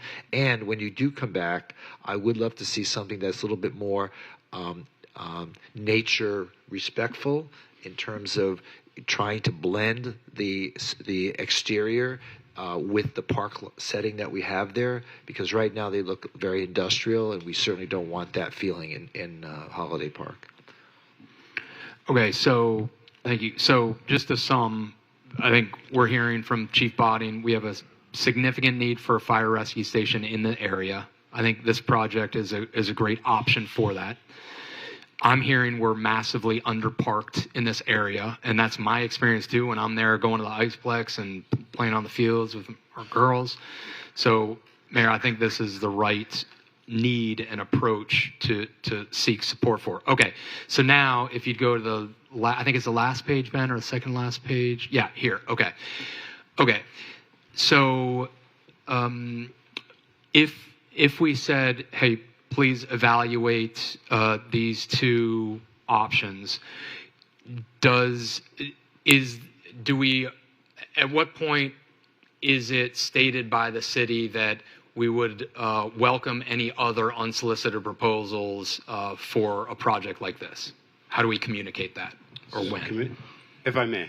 So yes. That would occur when the City Commission makes a determination that it intends to enter into a comprehensive agreement with any one of the proposers. So you would be extending that notice, and then you would set that time period for between 21 and 120 days. Okay. So to answer your question, on this flow chart, it would come after see where it says yes. Blue box. Today is the yes. Today's the yes. The first yes. Then the evaluation proposal, and then it go to the right. If we decide to go yes, that's when we set the time. Right. That's Dwayne? correct. Okay. And so it's that second blue box. Great. And so that second yes above the four blue rectangles, that yes is saying yes to what question? Yes to one of the proposals. That the commission wants to enter into a comprehensive agreement. So at the moment, you're making a determination as to whether or not you'd like staff to evaluate the proposals that you've received. Right. Once staff completes that evaluation, they'll bring that back to the commission, and a determination as to whether or not you want to go with one of the projects will be made at that time, and you will express an intent to enter into a comprehensive agreement. The statute then provides that we provide a window, a time for other proposers to submit proposals, and you'll set that window between the 21 days and between 21 days and 120 days to receive other proposals. We'll evaluate those, and then you'll move forward with negotiations of the comprehensive agreement. Great, got it. So. It would seem to me the most efficient way to do this is to get any unsolicited proposals now while staff is evaluating the two we already have, so that they can fully evaluate all of them and then come to us with the second yes green box, which I think we're doing implicitly right now. Right? So anyone who's interested in this, my guess is they would submit an unsolicited proposal, hearing our feedback now. Then even when we get all those, we still, by statute, have to set a time frame for any other proposals to come in. Now, what's not stated there is when we accept if other proposals come in that second blue rectangular box, we would need to do an additional city staff evaluation of those new proposals. Is that right? That's correct. Okay. So it starts the process again. It would be another step in that. Right. It wouldn't begin the 21 to 120 day process. No, correct. But it would just It would involve city evaluation. You should just build in a time period for city evaluation, but it doesn't add another cycle of accepting additional proposals. Excellent. And then great. And then the yes rectangle above the 4, that is saying, yes, we intend to enter into a comprehensive agreement with a certain proposal, right? That's correct. You're choosing one, saying we're interested in this. It doesn't, correct me if I'm wrong, it doesn't commit us to partnering with that entity. Is that right? That's correct. The statute does not provide for a commitment up until the time that you actually negotiate and enter into the comprehensive agreement. Even if you choose to enter into an interim agreement with any of the parties, that does not commit you to entering into a comprehensive agreement. Excellent. So we're not committed until you get to the green square at the bottom. Is that right? So we can evaluate, get some in prior to the second yes. We can get more in after the second yes. We can evaluate all of this and then make a decision, right? So Commissioner, if I can, I think you illustrated it very clearly. I think the one uniqueness we have in this situation is that we have 2 unsolicited proposals right now. Right. So when you get to that decision of entering into and accepting one, you need to select one of them. One of the 2. And then the other one would be a competition proposal. Right. So I think that's the only difference in this scenario. And a day after we intend to enter into a comprehensive agreement with one of these, we could have 4 unsolicited proposals come in the next day, and then we evaluate those as well, right? That's correct. Okay, great. So what's the timeline to staff evaluate the 2 existing proposals to bring back to us for us to consider that second yes? So I think that the challenge of that is that each proposal is not apples to apples. There's some difference in approach. There's different in granularity of information that's provided. So I think we need to come up with a matrix or an understanding on the staff side of what we're looking for, engage with each of the proposers, learn more about what it entails, and then come back to the City Commission. If this is something that you would like to see before the summer recess, I think staff can put resources to it to make that happen. If it's something you want to do after summer recess, that would provide more adequate time. Yeah, I'd like to see it personally before summer recess because I think there's some degree of information you have. I think if we can be efficient with evaluating these, that would be helpful so that we can start this process going, because I think it's possible we may get other unsoliciteds that we have to evaluate as well, is my thinking. But we are going to get more. We're going to get at least 1 and maybe 2. As a district commissioner, I've been very involved in this, and yeah, we're going to get more. So we need to get started. We need to evaluate what we have and also save some time because you'll be evaluating at least 1 or 2 more in addition to these 2. A question, I'm sorry not to interrupt. Go ahead. Is there a cap to how many more we can get? So I heard the number 4, just thrown out there. Could we end up with 10? Is there a cap? I'm not aware of I'm not aware of a maximum cap. City Attorney, City Manager. That's $250,000. Yeah. Good. So no cap. I just want to make sure we set expectations adequately. So the more proposals that we get, the more staff time that we'll need to evaluate them. And that's part of my question with the number of additional proposals that we get. What does that do to the timeline for evaluation and also selecting and moving forward? If I am understanding Commissioner Soren correctly, I think he's asking that we create the competition window period now, so that way whatever additional proposals come in, they come in over the summer months, and we have time to evaluate them and then provide the commission with an update when you return from recess. I think that's what I'm taking away from Commissioner Sorensen. What I was suggesting is there a way to evaluate for the staff to evaluate the 2 proposals and bring those back to us prior to the summer recess? And then maybe no. The answer may be no, That's which is fine. kind of quick. It's pretty aggressive, so it may be no. But I'd like to get that going, get that back to us as soon as possible, because it doesn't preclude us from continuing to analyze and evaluate other proposals. Yeah, so I'd like to confer with city Yeah, that's attorney great. and city manager offline before I commit Yep. to that deadline. I do understand what your request is. And then I guess the last question is going to this parking lot. So I'm interested in just getting the surface parking lot done as efficiently and cost effective as possible. It seems like if we did ask an unsolicited proposer to include the south surface side in their agreement, that while their construction timeline may be faster, I just don't know if going through this whole process by the time we get to That's the city point. commission agreement Right. approval, I think if we did it ourselves, we'd just be, and that's what you think, Mayor, I right? think so, You too, think yeah. we'd just be faster. Yeah, but- Is that, yeah. Yeah. Is that your sense, Ben, or do you think we can move through this fast enough so that net south side surface would still be done by an unsolicited proposal prior to us? Yeah, I think the mayor's point was to continue moving the city project forward, so that way if there are challenges with the comprehensive agreement, if there's challenges with the P3 option, Right. that we didn't just stop. Right. The benefit of doing that approach is that we are going through the design process. So there could be a scenario where we do the design, and then if we have a P3 at that time, maybe we turn them over the 100% designs. Exactly. And they're just constructing. So I Right. think there's a spectrum of options that could happen along the way. I think today of getting the initial feedback from the commission and direction is what staff needed. Okay, great. So in other words, we could ask or you could talk to unsolicited proposers and say, hey, we the city are going to move forward with building the south side parking lot.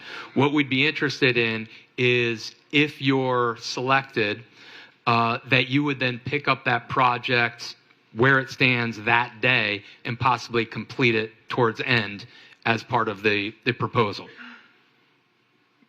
I don't want to commit that, but yes, that's the That could intent. be- I think there's a lot of technical elements that go into that. Yep. So, but that would be the concept of there could be a handover point at sometime along the timeline. Yeah, I like that because I think that efficiency and so forth, that makes sense. Okay, great. Okay, Mayor, perfect. thank you. Okay, very good.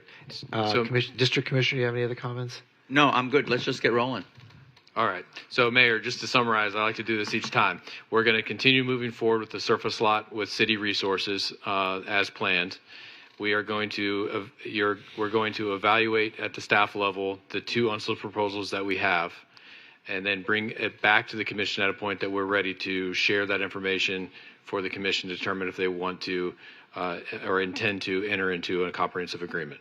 Bingo. And my last question is, I know that Commissioner Sorensen asked for that to be before the summer recess. Can you confirm the will of the commission on that timing? Well, doesn't it depend on your progress? It does, but I think depending on how many resources we put behind it and the urgency of the commission, will drive that. I think that Yes.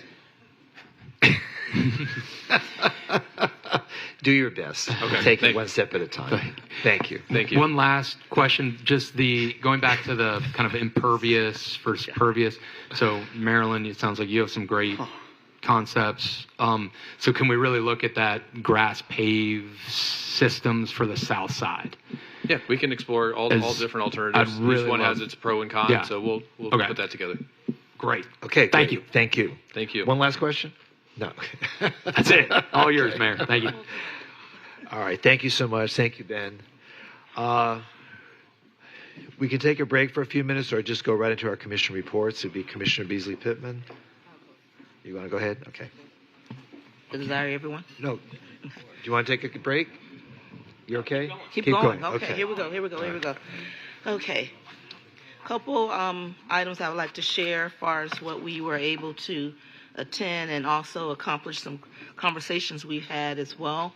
On May 7th, we attend the Fort Lauderdale PD Falling Officers Memorial, which is always a beautiful presentation. They bring on a wonderful memorial for those of our officers who have fallen, and I'm always touched by the presentation, and it was a great opportunity to be here to witness that again. Also, I had the privilege of attending one of our legacy child care centers graduation the Red Schoolhouse. They've been in our community for 57 years. And this year, graduating their 4-year-olds to move them up into the next level, going on to kindergarten. And I'm going to have to make sure that you all come next year. It is so cute. They just, it's amazing to watch I like to say our right now generation. I don't like to say our future. These young people, they're really, they're little stars. They take to the stage and they recite their poems, and what they're doing, I really applaud the Red Schoolhouse and how they're preparing our future, our children, for the next stage of education. What's the age group? The graduation was for 4-year-olds, and they're moving on to kindergarten. So you're talking about some little cute ones, but it's a daycare, and they usually have up to like the 5-year-olds, but we know we have so much of a change in our culture with education. A lot of kids are now using vouchers and going into charter schools, or even with what's going back, the cutback, where you can't even have those vouchers to allow those young people to go on to that type of education. Also wanting to share that on May 9th, I did not attend, but I give congratulations to Robert Larcree for being recognized as the 2025 Downtowner of the Year Award. I spoke with him, and we know that Mr. Larcree does some amazing work here in the city, and I believe that was definitely an honor worth deserving of him. Also on that very same night, Relay for Life American Cancer Society, Relay for Life at Carter Park, 6 p.m. Again, a event that we've been hosting through the city for decades now. I even had the privilege for actually 10 years to be the chair for that organization, for that very relay. Again, we had a great turnout, and times are changing. Relay used to go from 6 p.m. to 6 a.m. the next morning. Now this down from 6 p.m. to midnight. So, but still the same energy, the same recognition of those individuals who are in the journey right now. They're fighting this fight with the battle of cancer. Also, the fundraising opportunity that goes on with the different teams, and enabling Relay for Life American Cancer Society to provide funding for the services that they also offer to our communities, as well as the research for a cure for cancer. Also, I'd like to share that on, let's see here, got a lot of notes here.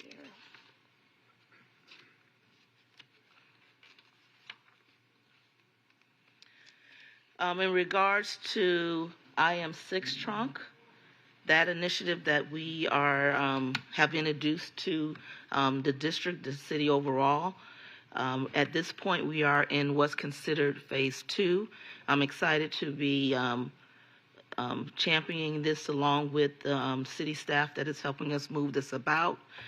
We have introduced it to the community. We have videos out that is encouraging everyone to take on to this hashtag, this phrase, I Am Six Trunk.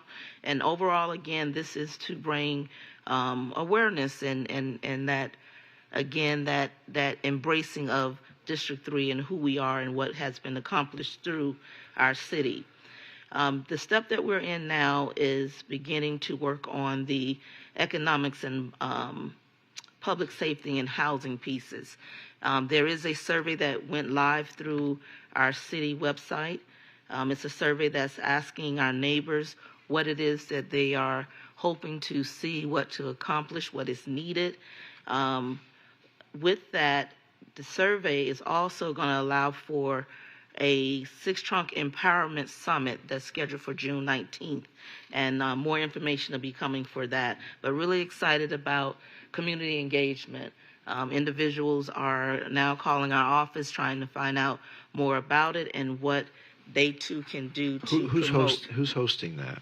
The event for the summit? Yeah. Our city are. We are ones that are in charge of that, Okay. along with the Economic Development Division. Our Public Affairs Division is planning that event. Is that okay? That's on the 19th Of July. Of July. Okay. July. So we have a little time, so we'll have more information regarding that as well. Also, I want to share that I had a great conversation with Barbara Markley with the League of Women Voters regarding gun safety and making us aware of the opportunities to pass out those gun locks. They have had a great running success. They've started in 2017 passing out those locks, and they have a campaign that is entitled Lock Up Your Guns, Guns Down. So it's a great opportunity for us as the city. They're willing to share those locks. We can give them out through HOAs, events that we're having, and I look forward to working with her again. As a Civic Association president, Dorsey Riverbend, this is one of the initiatives that we had where we got those locks and shared them. So we look forward to continuing that opportunity as well. On May 14th, we had a great opportunity. We as a city could be really excited about the Building Business with Impact. There we had the opportunity for local business owners to pitch their businesses before a panel of 5 judges. Also within that, there were some great new businesses. Like the Shark Tank? Not as intense, but they came. They really had some great opportunities in business that they were sharing with us. City Manager Williams was there. She brought a welcome to those individuals, those businesses that were there, and our judges. I want to bring out to just let you know it wasn't just a little event. It was major. They brought in some major stakeholders from the community. George Grimes, I may be pronouncing this name improperly. He is the chapter chairman for the SCORE of Broward County. Also, Anthony Santana, the CEO and founder of Square One Startup Solutions. J.R. McFarland, which is the Senior Small Business Developer Officer of the Urban League of Broward County for their Entrepreneurship Center, as well as Andre Cross, Business Associate Coordinator for the City of Fort Lauderdale, along with Alexander Bailey, who is the founder and financial planner for Brickstone. So this was a great opportunity. Those who presented their businesses, they did very well. I was excited to be in the room. And it's just an indication of what we, the City of Fort Lauderdale, is doing to inspire and embrace entrepreneurship in our city. Okay. Also, I'd like to share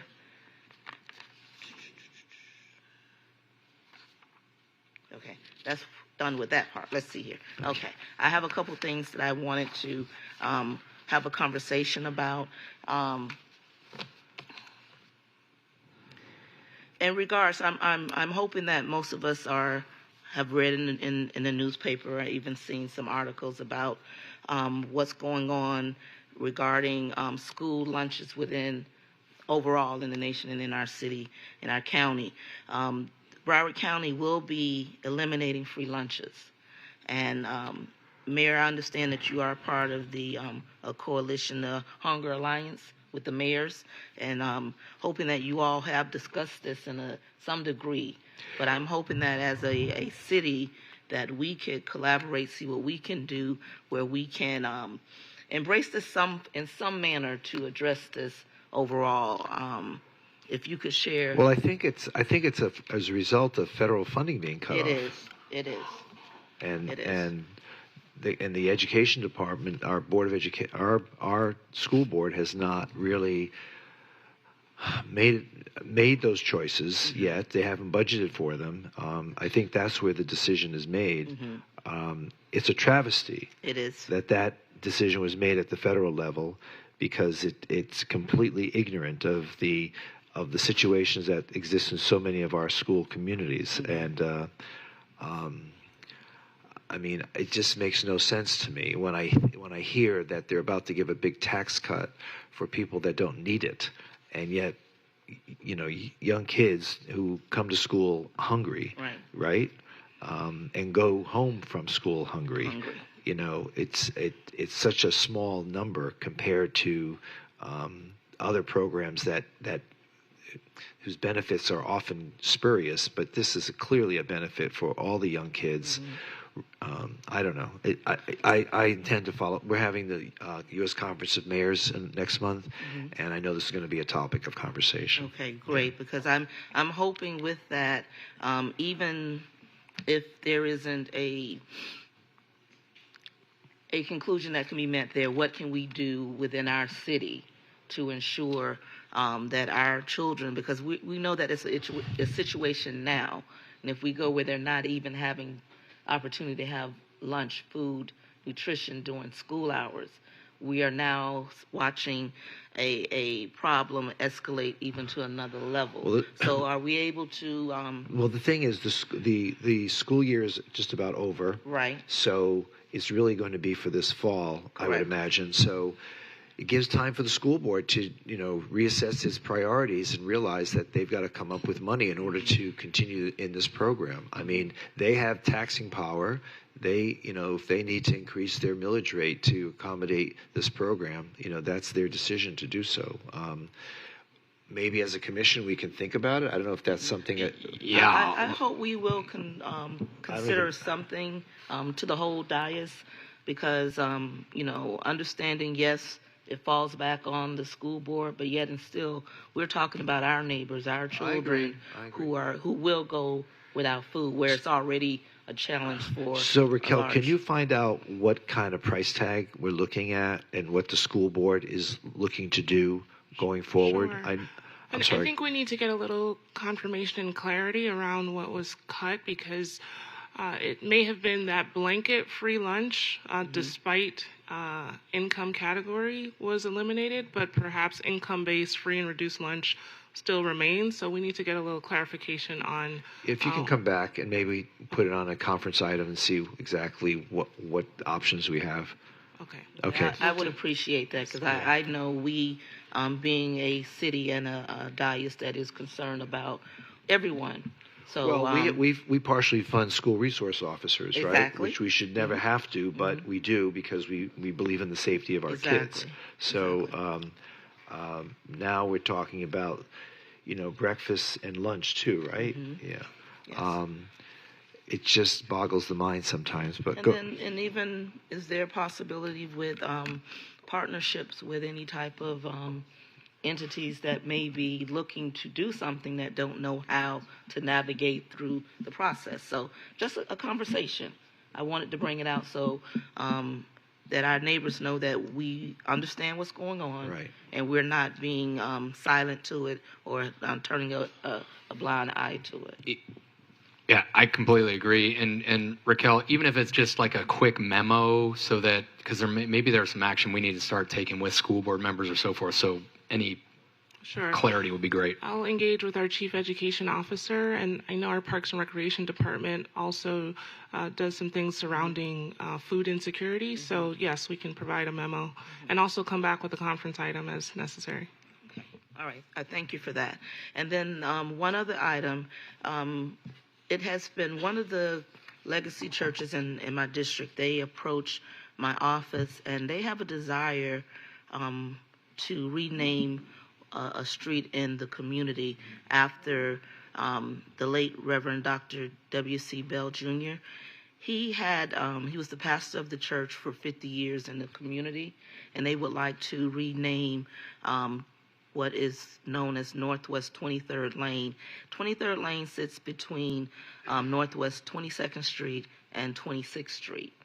And it's 23rd Lane it's a short street. It's not a long fairway.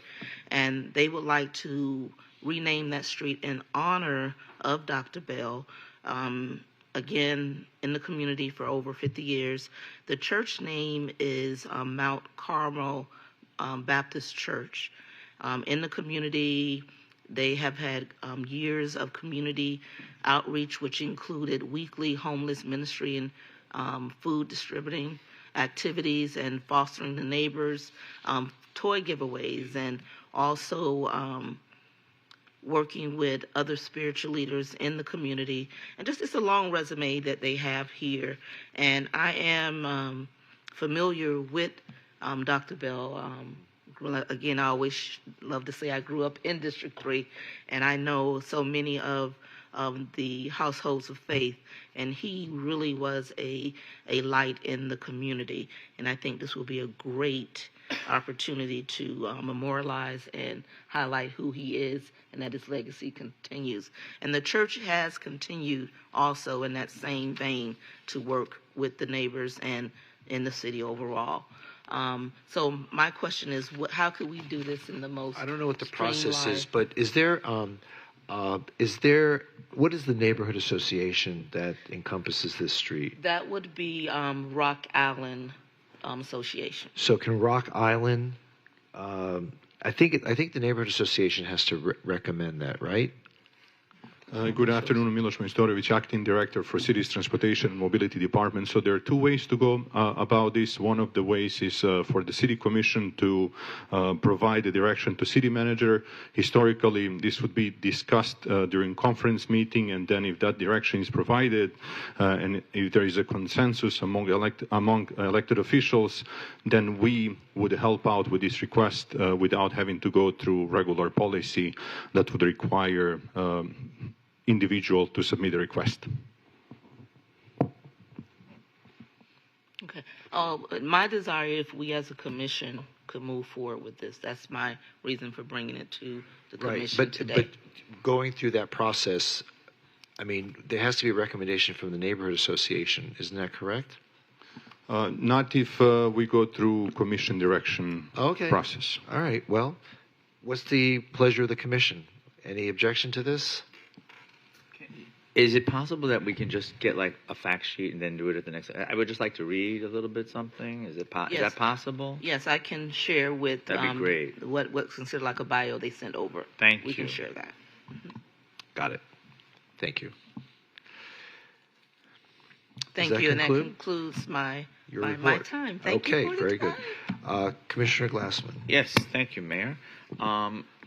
Commissioner Beasley Pittman mentioned it, but I just want to reiterate again. Yes, the police union, FOPs, fallen family officers. That is always an amazing memorial ceremony. Probably, I think, just one of the most touching ones we have all year. So, again, for the job that they do on that, it's really a tremendous event, and so significant and so important that we do that. I want to congratulate the folks behind Jay's Steakhouse. They took that historic church on 3rd Avenue, that church that was moved brick by brick from Las Olas, and it actually was the original St. Anthony's. A lot of people don't realize that, but they pretty much gutted that church from when it was, what was that restaurant right before that? Holly Blue. Holly Blue. Yes, Holly Blue. thank you. Gutted what was there from Holly Blue, and they've made it into a very, very handsome, Elegant. very handsome phrase. A space that's really beautiful. tremendous. I wish them all the best. Again, on 3rd Avenue in Flagler Village, congratulations. Commissioner Beasley Pittman again mentioned that Downtown of the Year, so I wanted just to add him again my congratulations. Really, that's an amazing family legacy that Robert Lockery has, and just going back generations and generations and generations. They all would not have been able to work in the same department in the city of Fort Lauderdale, but they are an amazing family, and I wanted to say congratulations on that event. It was really well done. The Chamber does that along with the Downtown Development Authority. A great job. Wanted to thank the Lauderdale Beach Homeowners Association for inviting me and hosting me on Monday, May 12th. Always great discussions there, and a very engaged group, as are all of it. I'm always impressed with all of our neighborhood associations that get folks really engaged and work so hard on behalf of their neighborhoods on a volunteer basis. Wednesday, May 14th, I attended, Mayor, you were also there. Again, this was done by the Chamber and also the Beach Improvement Business District, a session called The Future of Fort Lauderdale Beach 2030 Revisited, just to see how the plans were going with 5 years left in that vision. Again, very, very great group of folks, stakeholders from the Barrier Island. Excellent session, so thank you to all that put that together.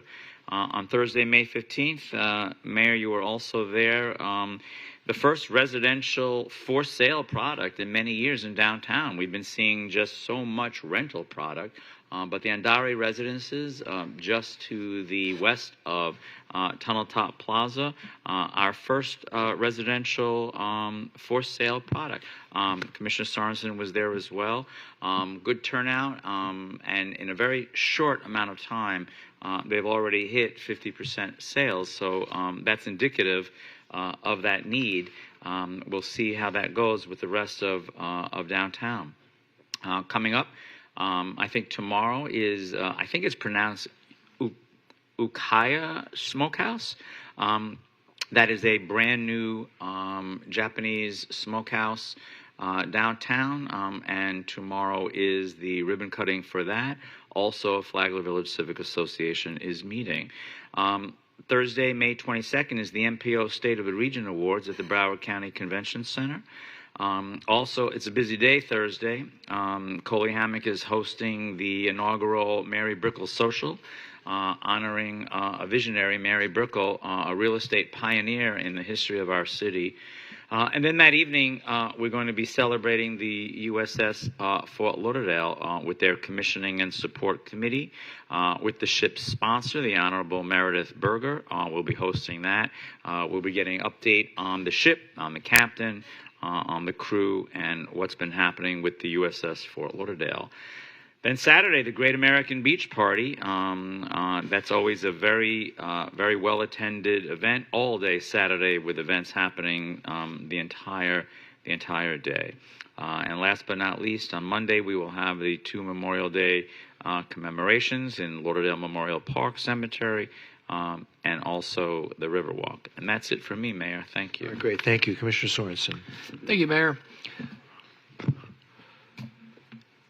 Let's see. The Fallen Officers Memorial, has been mentioned, was wonderfully done, and having the families there is really meaningful for me. I joined the first meeting of the Broward Business Council on Homelessness Governance Tiger Team, so I'm co-chairing that Governance Tiger Team. So we're working with other municipalities to work together on homelessness. And Raquel, one idea I had as I was meeting with them and just working with other homeless providers around the city is we've got a lot of homeless providers that are doing great work. We're partnering with in some really neat ways. I thought at some point for a conference meeting, it could be helpful to have several of the homeless providers, service providers, come just share briefly what they're doing, how we're partnering with them, and needs, opportunities to do things better. I thought maybe could be helpful if the commission, mayor, is open to something like that. Good idea. We can certainly do that. Okay. Great, thanks. Spent some time at Stranahan High School working with traffic flow and with the neighbors there. That was a very positive meeting. I went up to the South Florida Water Management headquarters in West Palm Beach last week with many of our city staff members, our chief waterway officer, and to really explore, Mayor, how to really partner more effectively with the South Florida Water Management District. As you know, water flows west to east in the district, and so the water that lands in Weston and the Everglades inevitably comes east. And one of the challenges we have is the impact that can have on us when we're inundated with water. And so we really dug into how we can more effectively communicate, collaborate, so that we're not getting overly inundated by Western water. And so that was a very good conversation.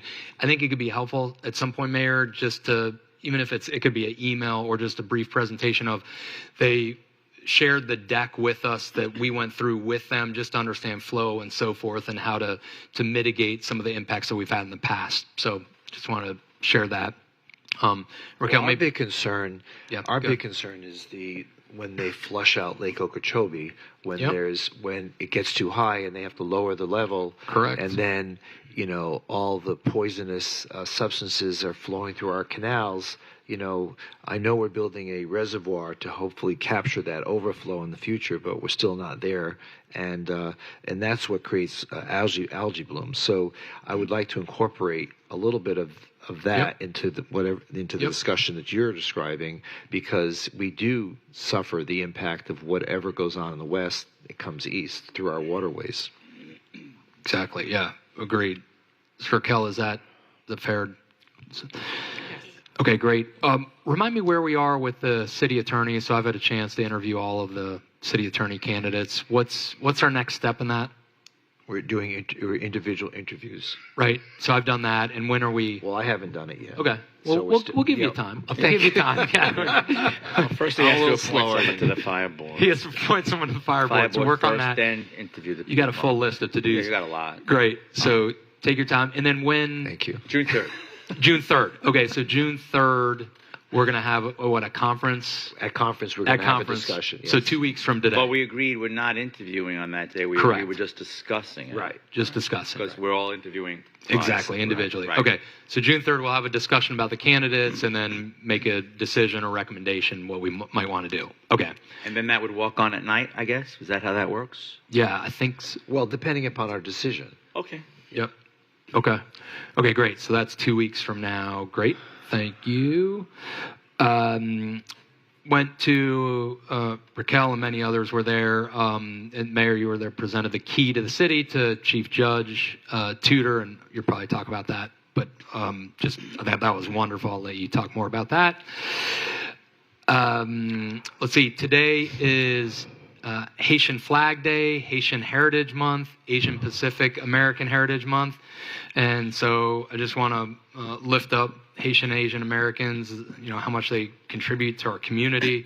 Proud especially of my team members, Vicky and Sabrina, with connections to that heritage and just the importance of immigrants in our city and in our country.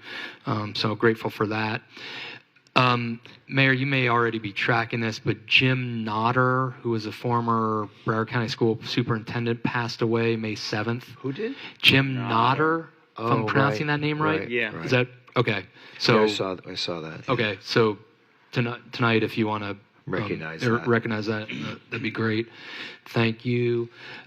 Next topic is the Bureau of Ocean Energy Management is seeking public input for its consideration of National Outer Continental Shelf Oil and Gas Leasing Program, which would potentially expand offshore oil and gas drilling near our coast.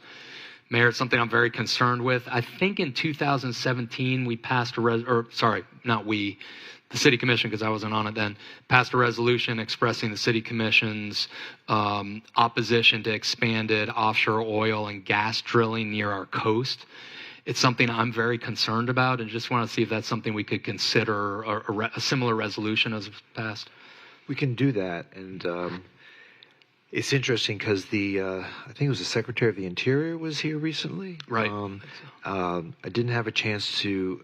I was invited to meet with him, but I was already committed somewhere else. But the thing is that we are just being caught in the crosshairs of a culture change in Washington, where the floodgates of exploration have been opened, whether it be in the ocean, in parklands, in public lands, places that were once considered off limits and sacred. We are now just part of that conversation. Now, I'd like to think that our folks in Tallahassee would have some influence on trying to steer away from that kind of thinking, where offshore drilling is just totally inappropriate for our communities, because any accident alone would devastate a shoreline community. So I think our appeal should be to the governor of Florida and our senators, who hopefully can participate in our request at the federal level that they restrict any kind of offshore drilling here in the state of Florida. Yeah, thank you. And in the Gulf of America. Yep. Agree. And so the deadline for public input's June 16th of 2025. So could we expedite or create some kind of communication or resolution? Raquel, is that something like that? Maybe we could do it at the next meeting. Is that okay? Okay. Great. Thank you. Okay, great.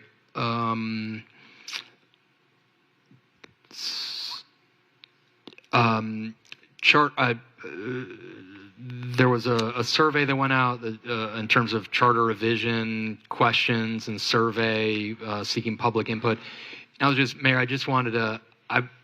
and I might have missed this when it was going out, but just wanted to get a sense for timing, like what's the length of time that this survey would go out? And I talked with Raquel, I'd like to just in the future when we're surveying specific topics like this, I'd like to kind of be aware of it before it goes out and understand the questions and so forth. With regard to which subject? For charter revision or what updates to the charter should be made. So, any suggestions that you might have on topics relating to charter revision, I would recommend that you speak to because I've asked if I can go to the charter revision meeting. I think the first meeting in June, if I'm not mistaken, just to be able to talk with them about my ideas. But I think anybody on the commission should have that opportunity, either in writing or personally, to go and make any suggestions that you have and let them sift through those suggestions and then report back to the commission.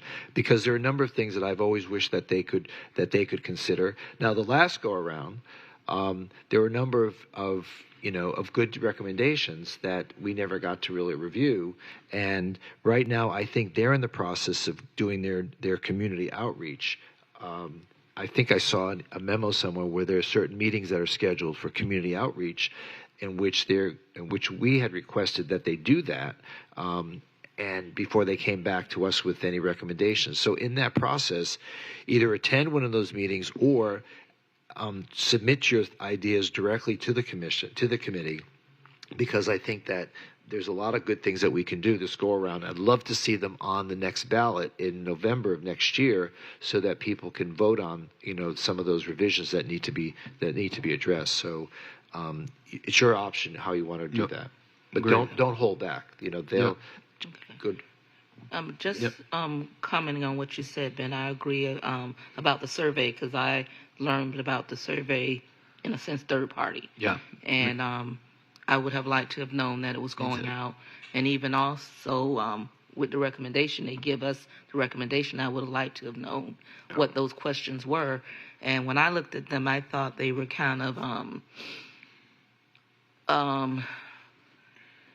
what word do I want to use?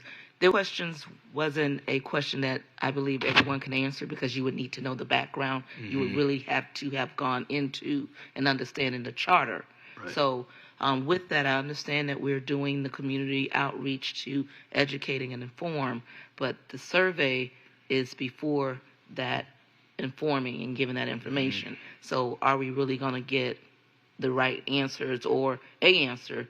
Because someone may just say NA and move on, because they can't properly answer the question or they don't feel comfortable. Yeah, agree. And I was asking Raquel and the team, and I guess there's the one other survey that we have going on is just kind of a ongoing survey, I guess, and correct me if I'm wrong, Raquel, but it's kind of how is the city doing? What concerns do you have? It's just kind of an ongoing survey, which is fine. I mean, I'm good with that, but the more specific topics, I'd like to know.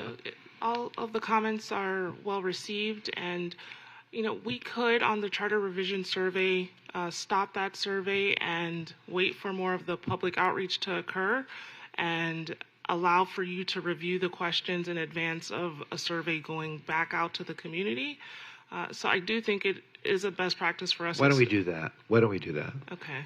To Pam's point, it gives people more context if they understand some of the subject matter areas and the history and all of that. And that way we can also review the survey questions. Okay. Yeah, whatever y'all like, yeah. I agree good with that. Yeah. Okay. We'll do that.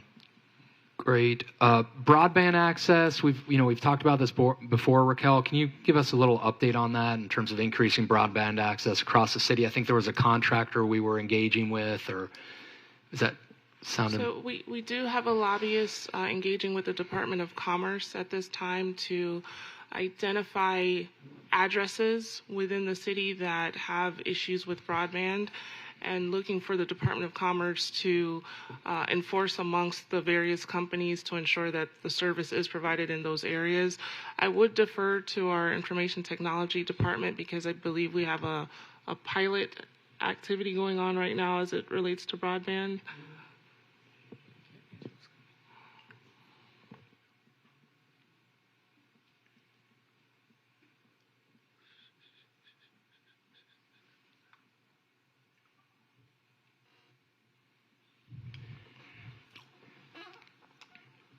afternoon. Good afternoon. Could you pull down the mic? Yeah. No, you pressed it correctly, but pull it down in front of you. Pull down the microphone. Okay. Thank you. Thank you. I appreciate it. My first time, so good afternoon, everyone. Angela Marinas. I'm the acting director for information technology. We do have a couple of programs. We actually have more than one. There's 2 pilot programs that we're currently working on associated with broadband. Those are pilot programs. We partner up with Rachel and working together. It's going to be south of, it's actually in District 2, so we have 2 going on at the same time. There's one north of Sistrunk and there's one south of Sistrunk. And what we have done is we've come together to work both of those projects together. So 2 different initiatives. One was awarded to the city of Fort Lauderdale, which is currently going through our procurement process. It will be coming up to commission in one of the upcoming commission meetings.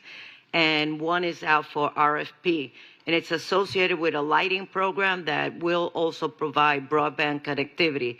In addition, we are working with a third-party company who is actively doing presentations of what additional broadband capability we should bring to the city. Now, broadband, remember that broadband, it's a little bit broader than having companies offer the service.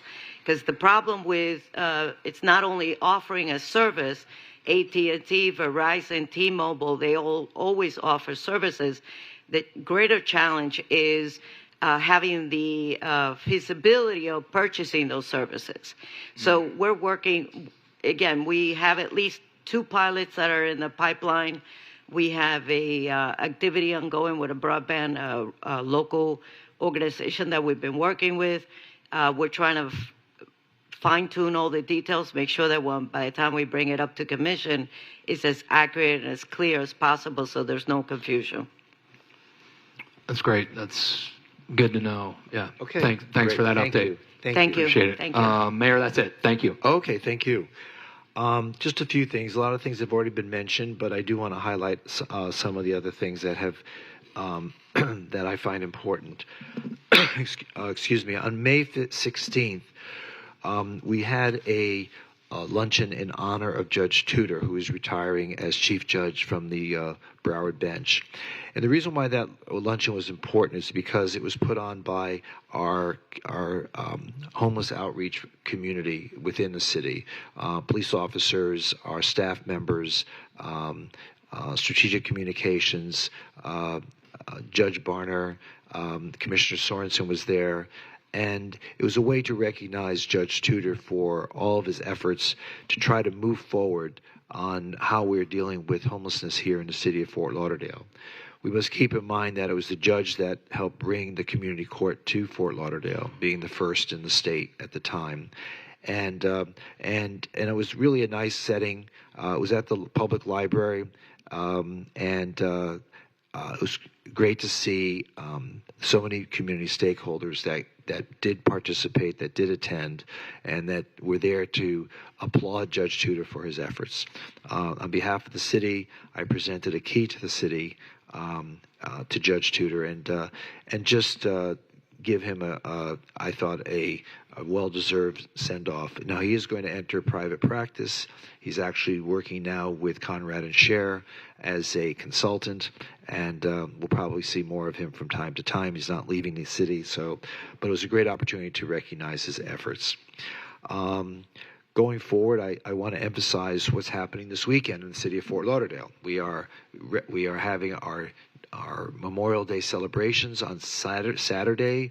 We're having at 2:00 the paratroopers will be coming down and will be welcoming those men and women in service who will be participating in our overall Memorial Day celebration. And then at 3:00 we're going to be recognizing our Walk of Fame nominees, and they will have their star in the sidewalk that afternoon, and that starts at 3:00. And then, but throughout the day, there will be events at the Oceanside Park for kids, families to be there all day. And once again, Fort Lauderdale is a great place to bring your family and to enjoy these free events that we like to provide to the community.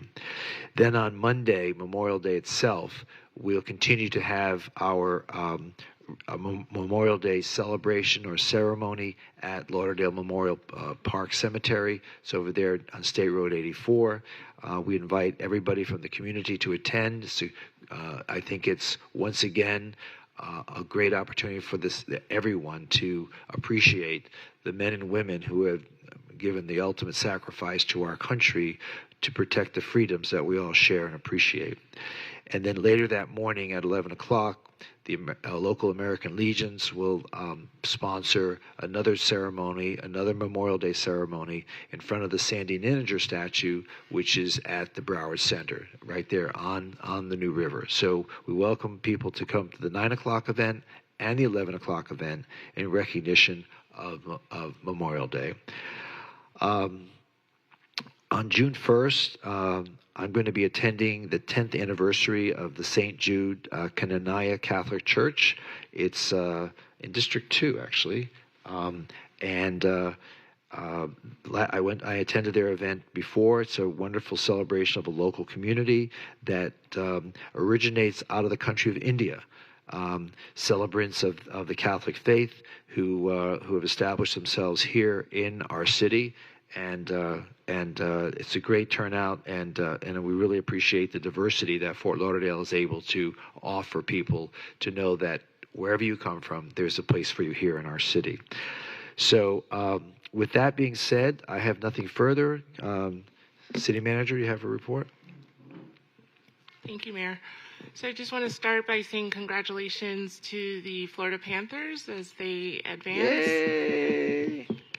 Go Panthers! They're in North Carolina tonight, correct? They're in North Carolina tonight, correct? So our team will begin some preliminary discussions about what that could mean for our city. I just want to make sure that we're prepared, and we've had very positive discussions with them. Also, have we resolved all previous issues? Primarily, yes. Or as they say in the Trump administration, for the most part. For the most part, it's fine, yes. Generally speaking. Some cleanup. City Manager, we got to get all this done because winter's coming. Come on. Indeed. We don't have a lot of time. Indeed. So we do have a communication that we sent out via memorandum. This is regarding a revision to the public hearing date for the fiscal 26 budget. And I know, David, you wanted to chime in here. Yeah. So we were going to have the commission meetings and the budget hearing on Tuesday, September 2nd, and staff was asking if the budget hearing can move to September 3rd, and if you would also want to move the commission meetings to that night as well. What day is? It would be Tuesday, September 2nd to Wednesday, September 3rd. Let's see. And what's the reason, dude? Based on the statutory requirement. Well, September 1st is Memorial Day. Is Labor Day. Excuse me, Labor Day. Yep. Sorry. Yep. So you're saying, should we do it on the 4th? We're suggesting September 3rd. On the 3rd, yeah. the Wednesday? Mm-hmm. Is that because you folks do your pre-agenda meetings on the day before? No. I don't do it the day before. It's because the statutory requirement is 65 days prior to it needed to be moved off of September 2nd. So they were all right, asked so we'll do it the 3rd. It's fine with me. Can we do it? We do it all that? Yeah, do everything that day. And budget? We'll do commission and budget then. I agree with that, yes. Okay. So Wednesday the 5th. Got it. Okay, and this is just an FYI. We are in the recruitment process for the Public Works Director position as well as the Information Technology Director position. Those positions were posted in early May. We do anticipate a first review of applications next week, and so we'll keep you apprised as we go through that process. Also, I wanted to follow up on the discussion that was initiated at the last meeting regarding the Bahia Mar Community Development District Agreement regarding the location of the pickleball courts pursuant to the agreement that the city has with Bahia Mar. We are required to place the pickleball courts at the existing sites of the basketball courts. So the team has looked at some potential alternatives in terms of relocating the basketball courts, and we do have a document that we're able to share, I think Plan A, if that could be brought up. You know, I think this is an opportunity for us to reimagine all the sporting facilities that we have in that area: pickleball, basketball, even the barbecue and the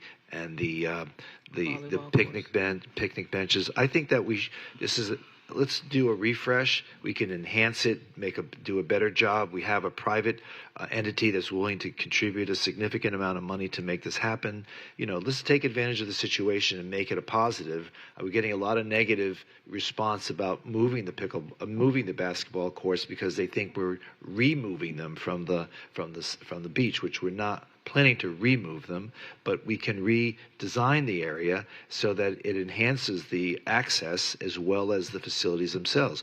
I think there are two hoops. We can add two more. You know, that we can do better than what we have, and this might be an opportunity to do just that. So, is this a presentation you're making to us right now? So we just wanted to give you a preliminary depiction of some sites that we have begun to take a look at. All the sites would require additional vetting. We are looking at option C as a more viable opportunity, and we have option. I can't see that. I think if we go to the next slide. I don't know where option C is. The one with the letter C on it. I see where the C is, but I don't know where that is on the beach. Right over there. It's the south end. Just north of in front of the B ocean. Well, D's right by the B ocean. C's a little bit north of that, above the B ocean. You know, we're not doing anything right now, so if you could just give us a hard copy of that and I really can't judge that based on what I see there. That red line is the coastal construction line? Correct. So it's best to have, whatever we do, it's best to have it to the left of that line, correct? Mm-hmm. That might be more feasible in terms of permitting. Right, and timing. I mean, we're in no hurry to do this right now, why don't we just have some time to digest these proposals? What is it, A, B, C, and D? And what is the A, B, C, and D? With just the basketball courts? Mm-hmm. But what about the pickleball courts? It goes where the existing basketball courts are circled there in black. There. Now, and what would that look like? Are we gonna have to put up fencing there? Are we gonna have to put up something to block the wind? I mean, there's a whole big thing about this, right? So, and Raquel, when you give that to us in hard copy, can you also throw in all of the proposed fitness equipment? That there's going to be a bunch of fitness equipment there also as well. It's going to be like an outdoor gym. We can share all the amenities that currently exist and the amenities that we anticipate. That would be a good idea. I think Ben has a few more details. I just think that this is not enough to make a decision, and I'd like to see renderings that show not just the basketball courts but also everything else that we can put there. That barbecue stuff has been there for years and it's nasty, and I think we could do better. And I'd like to see something maybe enhanced and enlarged, because this is a public beach, so we should try to create amenities that make people, enjoy what we have there. So, Ben, did you want to say something? Yeah, I think they're standing pretty. I think that's great feedback. What we can do is we can work with the city manager. We can prepare maybe a commission memo that has some additional information. One thing that the commission needs to keep in consideration is that there are park bond funds allocated to this park. We were getting ready to start the initial task order for the park bond improvements, and what we're going to be doing is modifying that task order to include all of these elements, kind of to your comments, Mayor and Commissioner Glassman, on having a total view of what the layout could be and if things need to shift and ebb and flow. But I think the objective today was just to illustrate that option C right now seems to be the most ideal from an implementation standpoint for the basketball courts, and just to make the commission aware of that.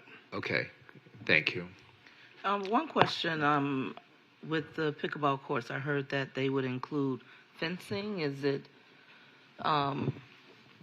this is not going to be a structure. It's just fencing. I'm trying to imagine fencing. So as part of the commission memo that we'll put together, we'll make sure we include those elements. There will be a 4-foot high fence that would separate the courts, and then there'd be an 8-foot fence that would serve as the perimeters. And so there are some additional considerations that we'll have to go through the permitting process. Again, as we've illustrated, the coastal construction line will be a primary driver to the expediency and the timeline of any options that we would put forward. But correct me if I'm wrong, the coastal construction line is not an issue for pickleball because basically that site's grandfathered because we already have the basketball there, even though it's east of the coastal construction line. My understanding is it's easier to modify than to start anew, but I can't provide an answer at this time. Okay, because I was under the assumption that it would be grandfathered in because that space has already been developed east of the coastal construction line. City Manager, do you have any clarification on that? I mean, I think with the enhancements that we anticipate, we would still have to go through a permitting process that might be impacted by the coastal construction line. Okay.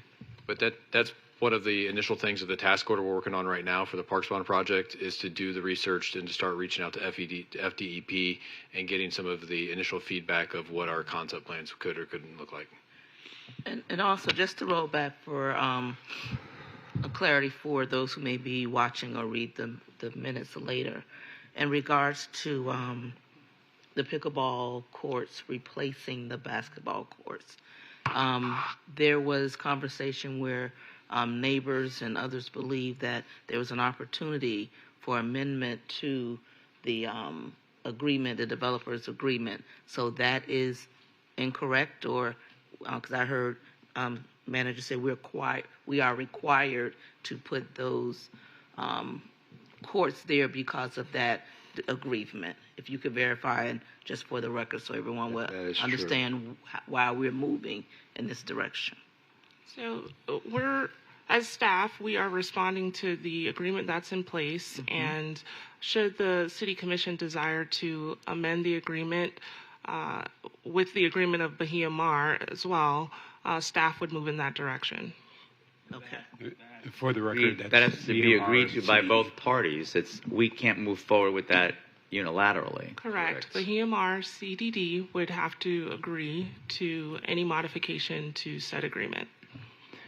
Could we look at keeping basketball where it is and then doing pickleball here on the C? Well, we already agreed to move the basketball courts.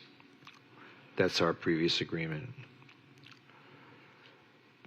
But let's leave it up to staff to come up with a concept, because I think you guys can come up with a nice concept that includes all those sports amenities and really make it a more inviting, functional area for people to come and benefit from doing all this stuff on the beach. So I don't want to second guess you.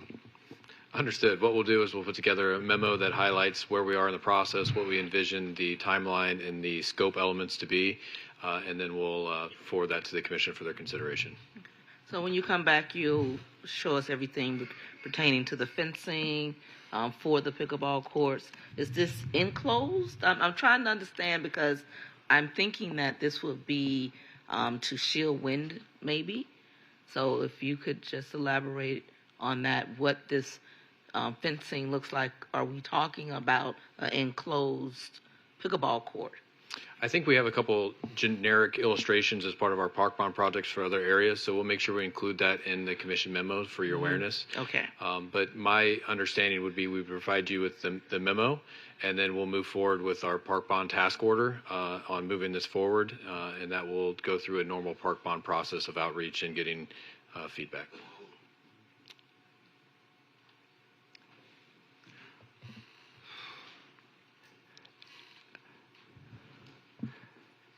And don't forget, after you speak, go to the clerk and sign up.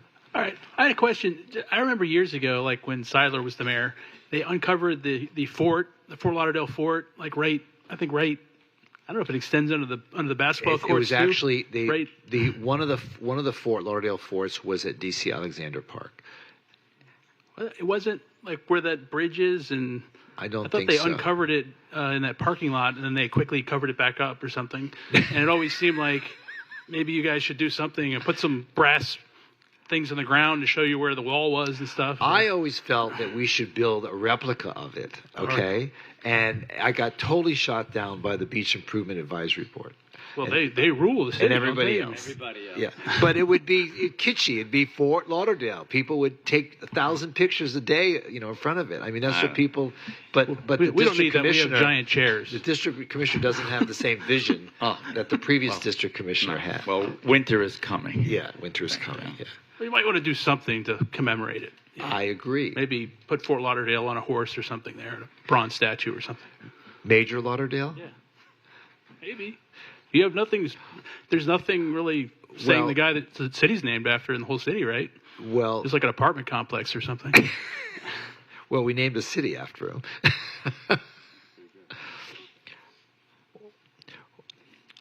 Anyway, anything further? Anything further? That concludes my report. Okay, thank you. And Dwayne, do you have a report?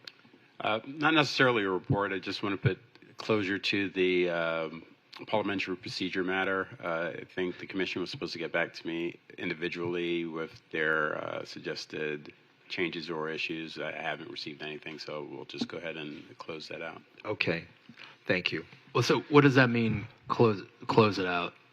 Did you give him any suggestions? I didn't. I don't know if I've. I mean, other than what I've already recommended, I don't. Yeah. What? So are we Are we going to adopt something, or what? What's your? No, because based on the last discussion, I believe the direction from the commission was that the individual commissioners would reach out to our office and provide their recommendations or suggestions. We haven't received anything from any of the commissioners. Okay. So, okay. Well, I mean, I have thoughts, so I'll maybe do that offline with you. Okay. Yeah. Okay. All right. Thanks. My question was, well, he said he's going to do that. Is it too late? Are you giving us a window that we still have an opportunity to submit information if we desire? This was informational. I just didn't want it kind of lingering out there. Understood. And so it's good to have some clarity that there are some commissioners that want to reach out. If you do you desire me to set a window for you all, or I'll reach out to you in the next week. All right. Yeah. No, but I'm Commissioner good. Beasley. I'll just do something. Okay. I'm good. All right. Thank you. Thank you. All righty. So that concludes our conference meeting. And now, if I'd ask the clerk to call the roll for the CRA board meeting. Vice Chair Herbst is not present. Commissioner Glassman? Here. Commissioner Beasley Pittman? Here. Commissioner Sorensen? Here. Chair Trentalis? Here.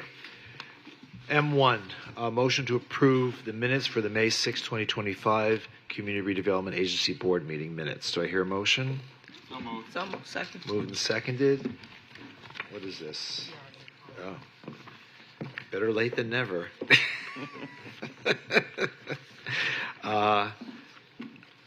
Please call the roll. Commissioner Glassman? Yes. Commissioner Beasley Pittman? Yes. Commissioner Sorensen? Yes. Chair Trentalis? Yes, and M1's approved. R1, this is a resolution approving the interlocal agreement between the City of Fort Lauderdale, Florida, Community Redevelopment Agency, and the Broward County Board of County Commissioners to extend the Northwest Progresso Flagler Heights Community Redevelopment Area for 10 years with city-only tax increment funding. Someone like to introduce the resolution? Introduced. I have two people who signed up to speak. Bill?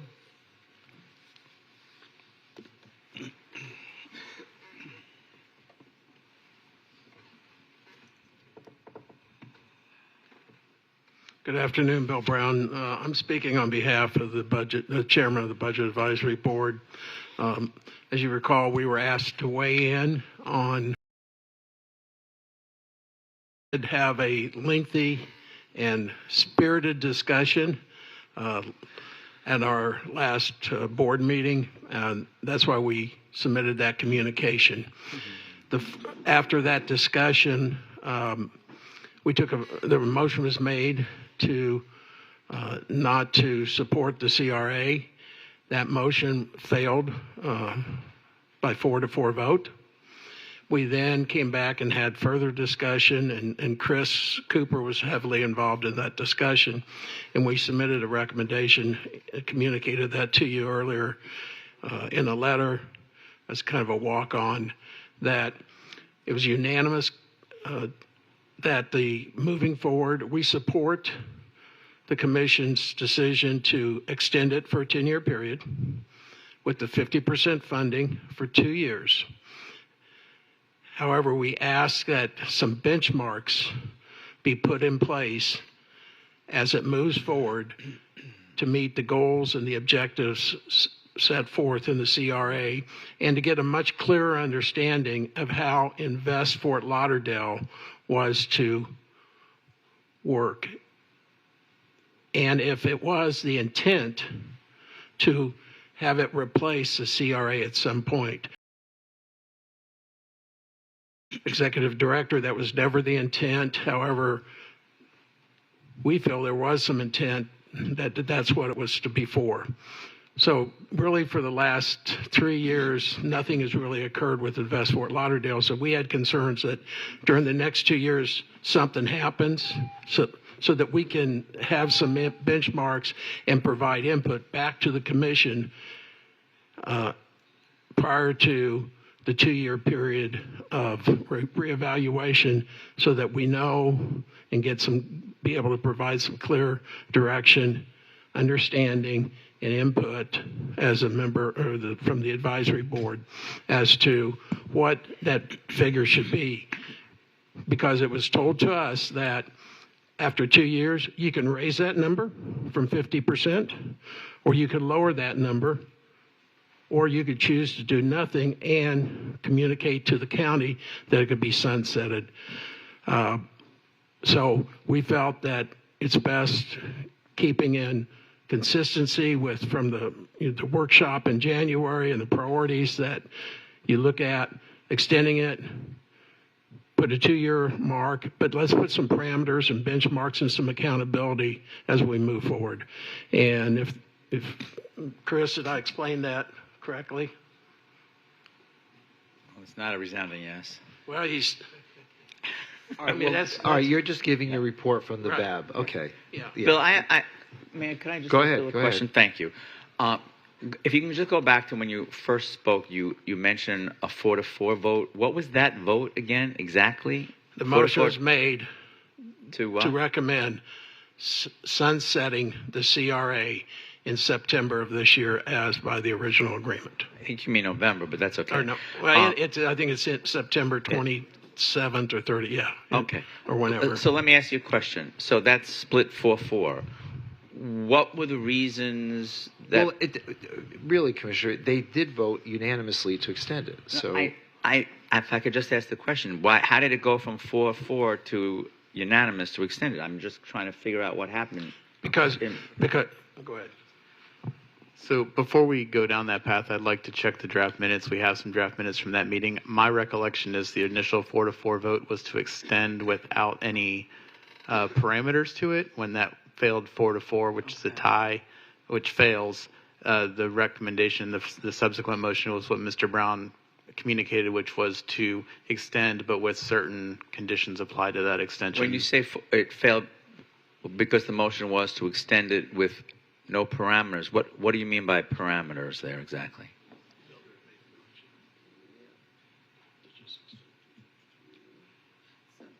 So Yvette Matthews, Acting Director of the Office of Management and Budget. The initial motion that was made was to send a communication to the City Commission that the BAB approves a 10-year CRA extension with 50% funding from the city with a review every 2 years. So it's basically the action that you all agreed upon or discussed at your commission goal setting. The initial recommendation was to communicate support for that. The subsequent, that failed based on a 4-4 vote.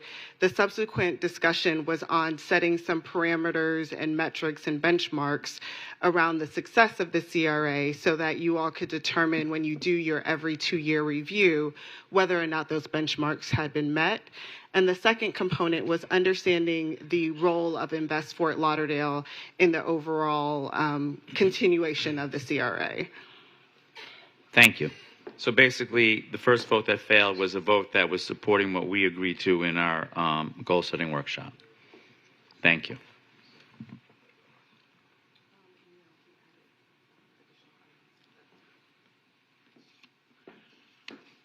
Okay, and just quickly in closing, then the BAB would ask that you take our suggestions as you move forward in any discussion tonight or on this agreement, so that we're able to provide input and you have the information that we can provide to you to make adequate decisions and get a clear understanding of what Invest Fort Lauderdale was truly created for. Thank you. Right. Okay, thank you. Charlie King?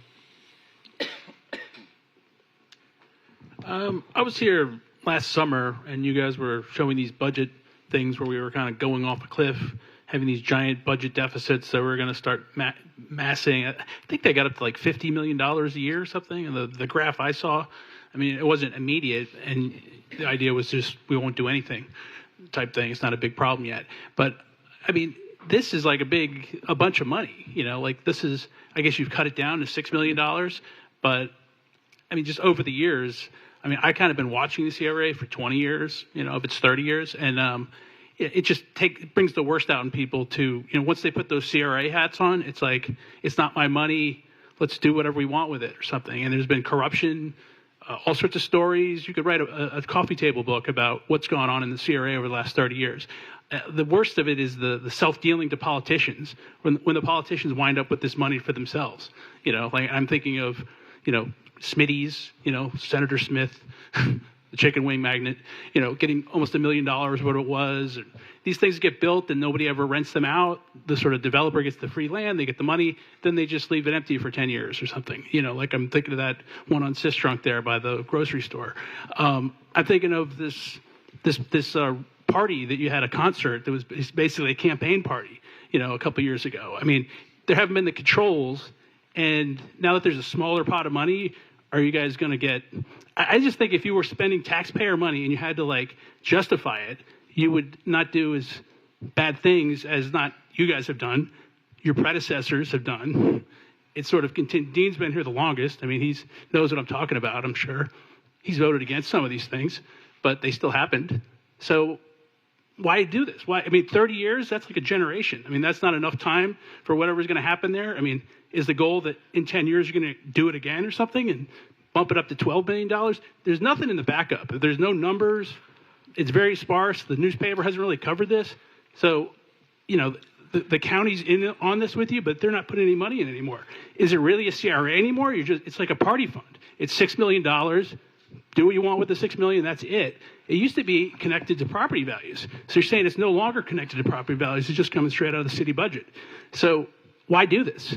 And I would defer this and have Commissioner Herbst vote on it too.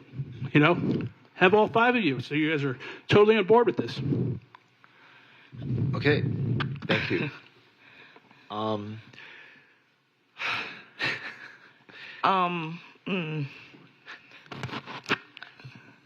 I don't even know what to say to that. Well, I do want to say something. I think that when we were first advised that the sunset of the CRA was going to occur this fall, we had a discussion about what was going on in the Northwest and in Flagler Village, and to determine whether or not funds were needed still to be able to continue with the redevelopment of the area. Right now, we see a significant amount of redevelopment in the area taking place, and much of it as a result of incentives that we provided financially through the CRA fund. There are still a number of projects that we have committed money to that have yet to see any commencement, and so this momentum will continue even if the program went to sunset in September. But it was my belief, and I thought it was the belief at the commission during the goal-setting session, that we felt that the momentum needs to be continued and that the projects need to be incentivized in order to continue what I think is an enormous vision of trying to redevelop an area that has been neglected for decades. And we saw the Flagler Village area benefit significantly from this program to the point of what we see today, which is funding a lot of the incentive money that now we can use to invest west of the tracks. So We've seen some large projects and we've seen some small projects. Now, there have been some abuses. There's no doubt about that. I think we realize that some of the money should not have been used the way it was, but I don't think that comes anywhere close to the benefit that we have been able to achieve through the program that we've seen so far. To stop it in its tracks, I think would be self-defeating, because we need to go full circle and complete that goal of trying to redevelop the area west of the tracks, and I think we're doing a good job at it. We have put our CRA director on notice, and he's here today, and he knows that we've put him on notice that we want regular and continuous updates as to the projects that have been approved. We want to make sure that they're still viable, and if not, then the money needs to come back into the fund, and we can give it to somebody that can do something with the money. So it's not like we're ignoring some of the concerns that you have addressed. We've raised them ourselves, and I think that hopefully going forward we'll have a leaner but more efficient CRA fund and program that I think that's going to continue to see lots of successes take place and redevelop an area that has long since been ignored. And I'm hopeful that the Commission agrees with that. I do agree with you, Mayor, but there's something also I want to say regarding this. Mr. King, your comments, it implicated to me, it sounds like you think that the remaining opportunities that are funding that will go to areas within the northwest section, because those are the areas that still have development that's waiting to be completed, being addressed through those CRA fundings. You named some individuals and those businesses that came forward. I'm not aware of what you are referring to when you say certain businesses benefited from the funding, when the CRA funds were there for developers, for those who had a plan, a dream, an opportunity to bring development to the area. So that part I'm really uncomfortable with when you cited a particular business and a particular individual. Don't understand that, but again, that's your freedom of speech. But sitting here representing District 3, I don't understand that. Overall, what I would like to say, there is yet much to do in this city, in District 3. No district should be left behind. I believe that what we're doing is for the city overall. If we are going to be that city that we love to say, to love to live, work, play, and invest, that includes the whole city.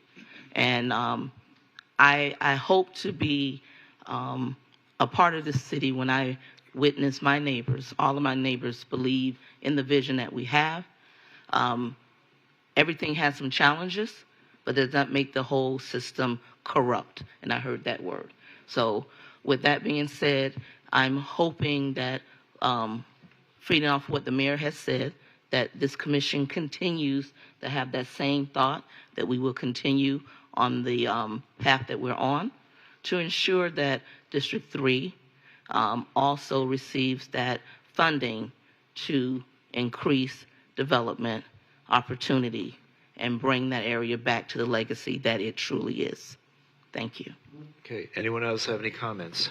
I actually have some questions that I'd like to ask. Sure, go ahead. I do have some comments. So, can someone tell me in the 30 years, well, almost 30 years, how much money has been committed to the CRA? How much money has been spent?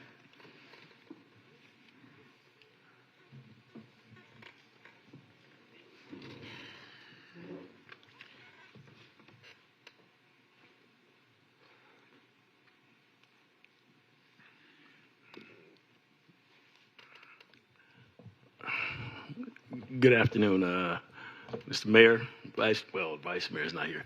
Commissioners, Clarence Woods, I'm the manager of the CRA.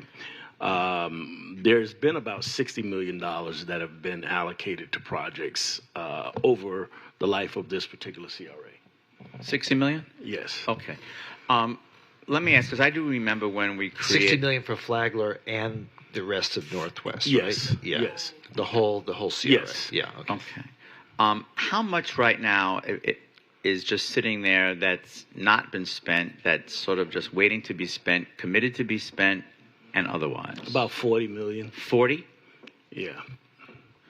Wait, so you're telling me in 29 years we've spent 60 million, but we have 40 million sitting there? I'm sorry. That doesn't You make know what? sense. No, I don't have those numbers in front of me. I think it's, yeah. Huh? You got it? Okay. So, Commissioner, since 2017 and awarded incentives, we've awarded between 2017 and 2024 about $95 million. The spend on that's about $49 million.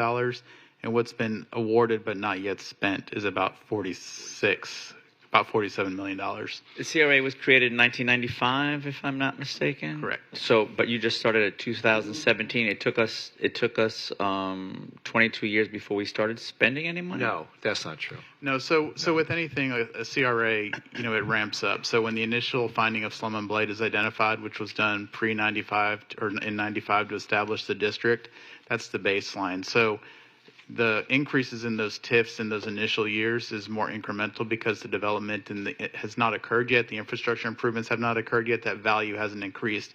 So you'll see the first portion of that existence be very incremental in what those TIF revenues are. As that development occurs and increases, you'll see that marked increase. So the latter years are typically when you see that reinvestment in the fund. Okay, and that total again was what from 2017? 95 million. 95 million. Yep. 95.6. And we've got 40 something that has either been committed to projects that just haven't commenced or still hanging around. So about half of that has been spent, about half, and the other half is committed but not yet drawn down. Okay. So what happens, I remember when we created Invest Fort Lauderdale and we all appointed board members to that board, thinking that was what was going to happen once this CRA sunset. I'm disappointed that we just haven't seen anything really happen with Invest Fort Lauderdale. I've heard the reasons, but what has been the holdup all these years? When did we create Invest Fort Lauderdale? 2018, 2019? No. When? No. It was 2020. 2022 is actually when I think we came before the board to have it established. 2022? Okay. Yeah. Okay. For some reason, it seems earlier to me than that, but I'll go with 2022. But we did appoint people to that, and why has it not taken shape? What's happening with Invest Fort Lauderdale is, as you know, we spoke about in the goal setting. We went to the IRS to try to get our 501c3. The IRS did not allow us to get the 501c3 designation because they said it was a city-controlled board, and that would not qualify for a charitable or a tax-exempt organization. Right. And when did we get that ruling? So we found out about that early last year. Okay. So that seems fixable, though. That seems fixable to me. Yeah, we're working on it. Yeah, so Commissioner, just a quick update. So you heard that the BAB, the Budget Advisory Board, wants to have an update and an understanding of Invest Fort Lauderdale. We're in the budget season right now, so we'll take that information back to them after they're done with their budget work this year. But we're planning on bringing a presentation to the Commission on June 30th to give an overview of Invest Fort Lauderdale and discuss this governance structure to get feedback and guidance from the Commission as to how we can structure that based on what we've heard from the IRS and that ruling to try to move that forward. Invest Fort Lauderdale was intended to be a complement to the CRA. There's several projects that potentially could have revenue coming back to Invest Fort Lauderdale in the future as a successor to the CRA, but as of now, it's intended to be a complement to that Northwest CRA until that time occurs that it's the successor. And I remember that when we did create that and when we did discuss that, I don't think that the intent was as a complement. I do believe that the intent was as a successor. Eventually, yes. Yes. Yes. So hopefully we can get going on that because I just don't understand why that's been languishing. Let me ask you this question. What happens, let's say the CRA sunsets. What happens to all of the dollars? You're saying at least, 46 million, I think you said, that's sitting there now that hasn't been spent or has been committed and hasn't been spent. what happens to that money? Yeah, so by statute, and this is annually, not just at the sunset year, anything that's not allocated to a specific project is then returned to the taxing authorities that provided the funds in whatever proportion those funds were received by the city. So right now we have 4 taxing authorities, including the city and Broward County, that provide funding to the Northwest CRA. So if there are funds left over, assets as well, there's a process to equally disperse those based on the proportion in which they funded the CRA. So help me understand, among the Broward County Children's Services, North Broward Hospital District, and the city, how does that break down proportionally, let's say? Do you have any idea what that would actually be, how much returned to each of those taxing authorities? So I don't have the breakdown. The city and county would be the majority. The Children's Services Council and Hospital District would be a much smaller portion, but The county's about 60%. county's about 60%, Mr. Woods has said.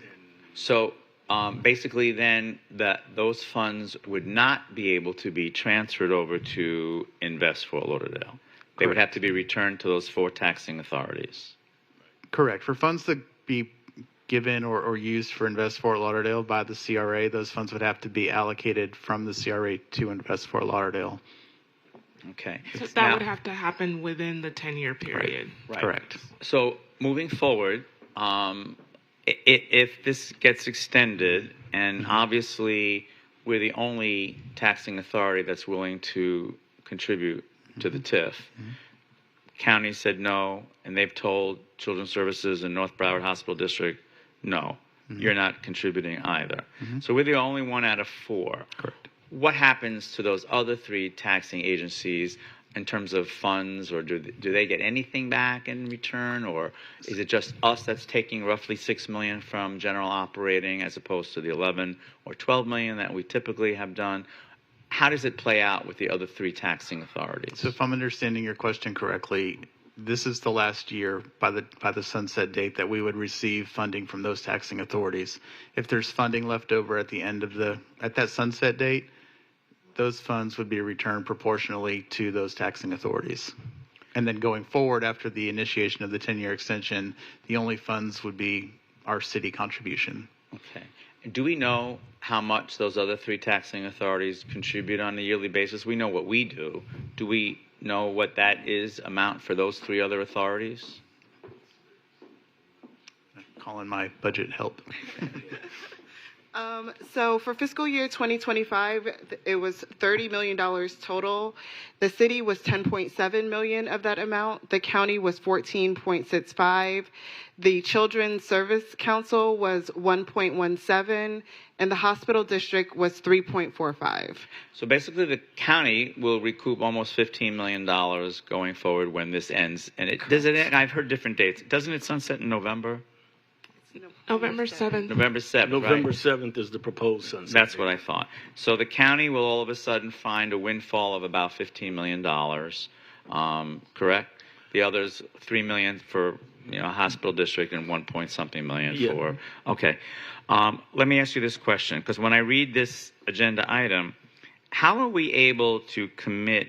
I know the consensus at our goal setting workshop was to look 10 years out and say yes, and evaluate every 2 years, and do a 50% of what we've been typically contributing, which is roughly about $5 or $6 million.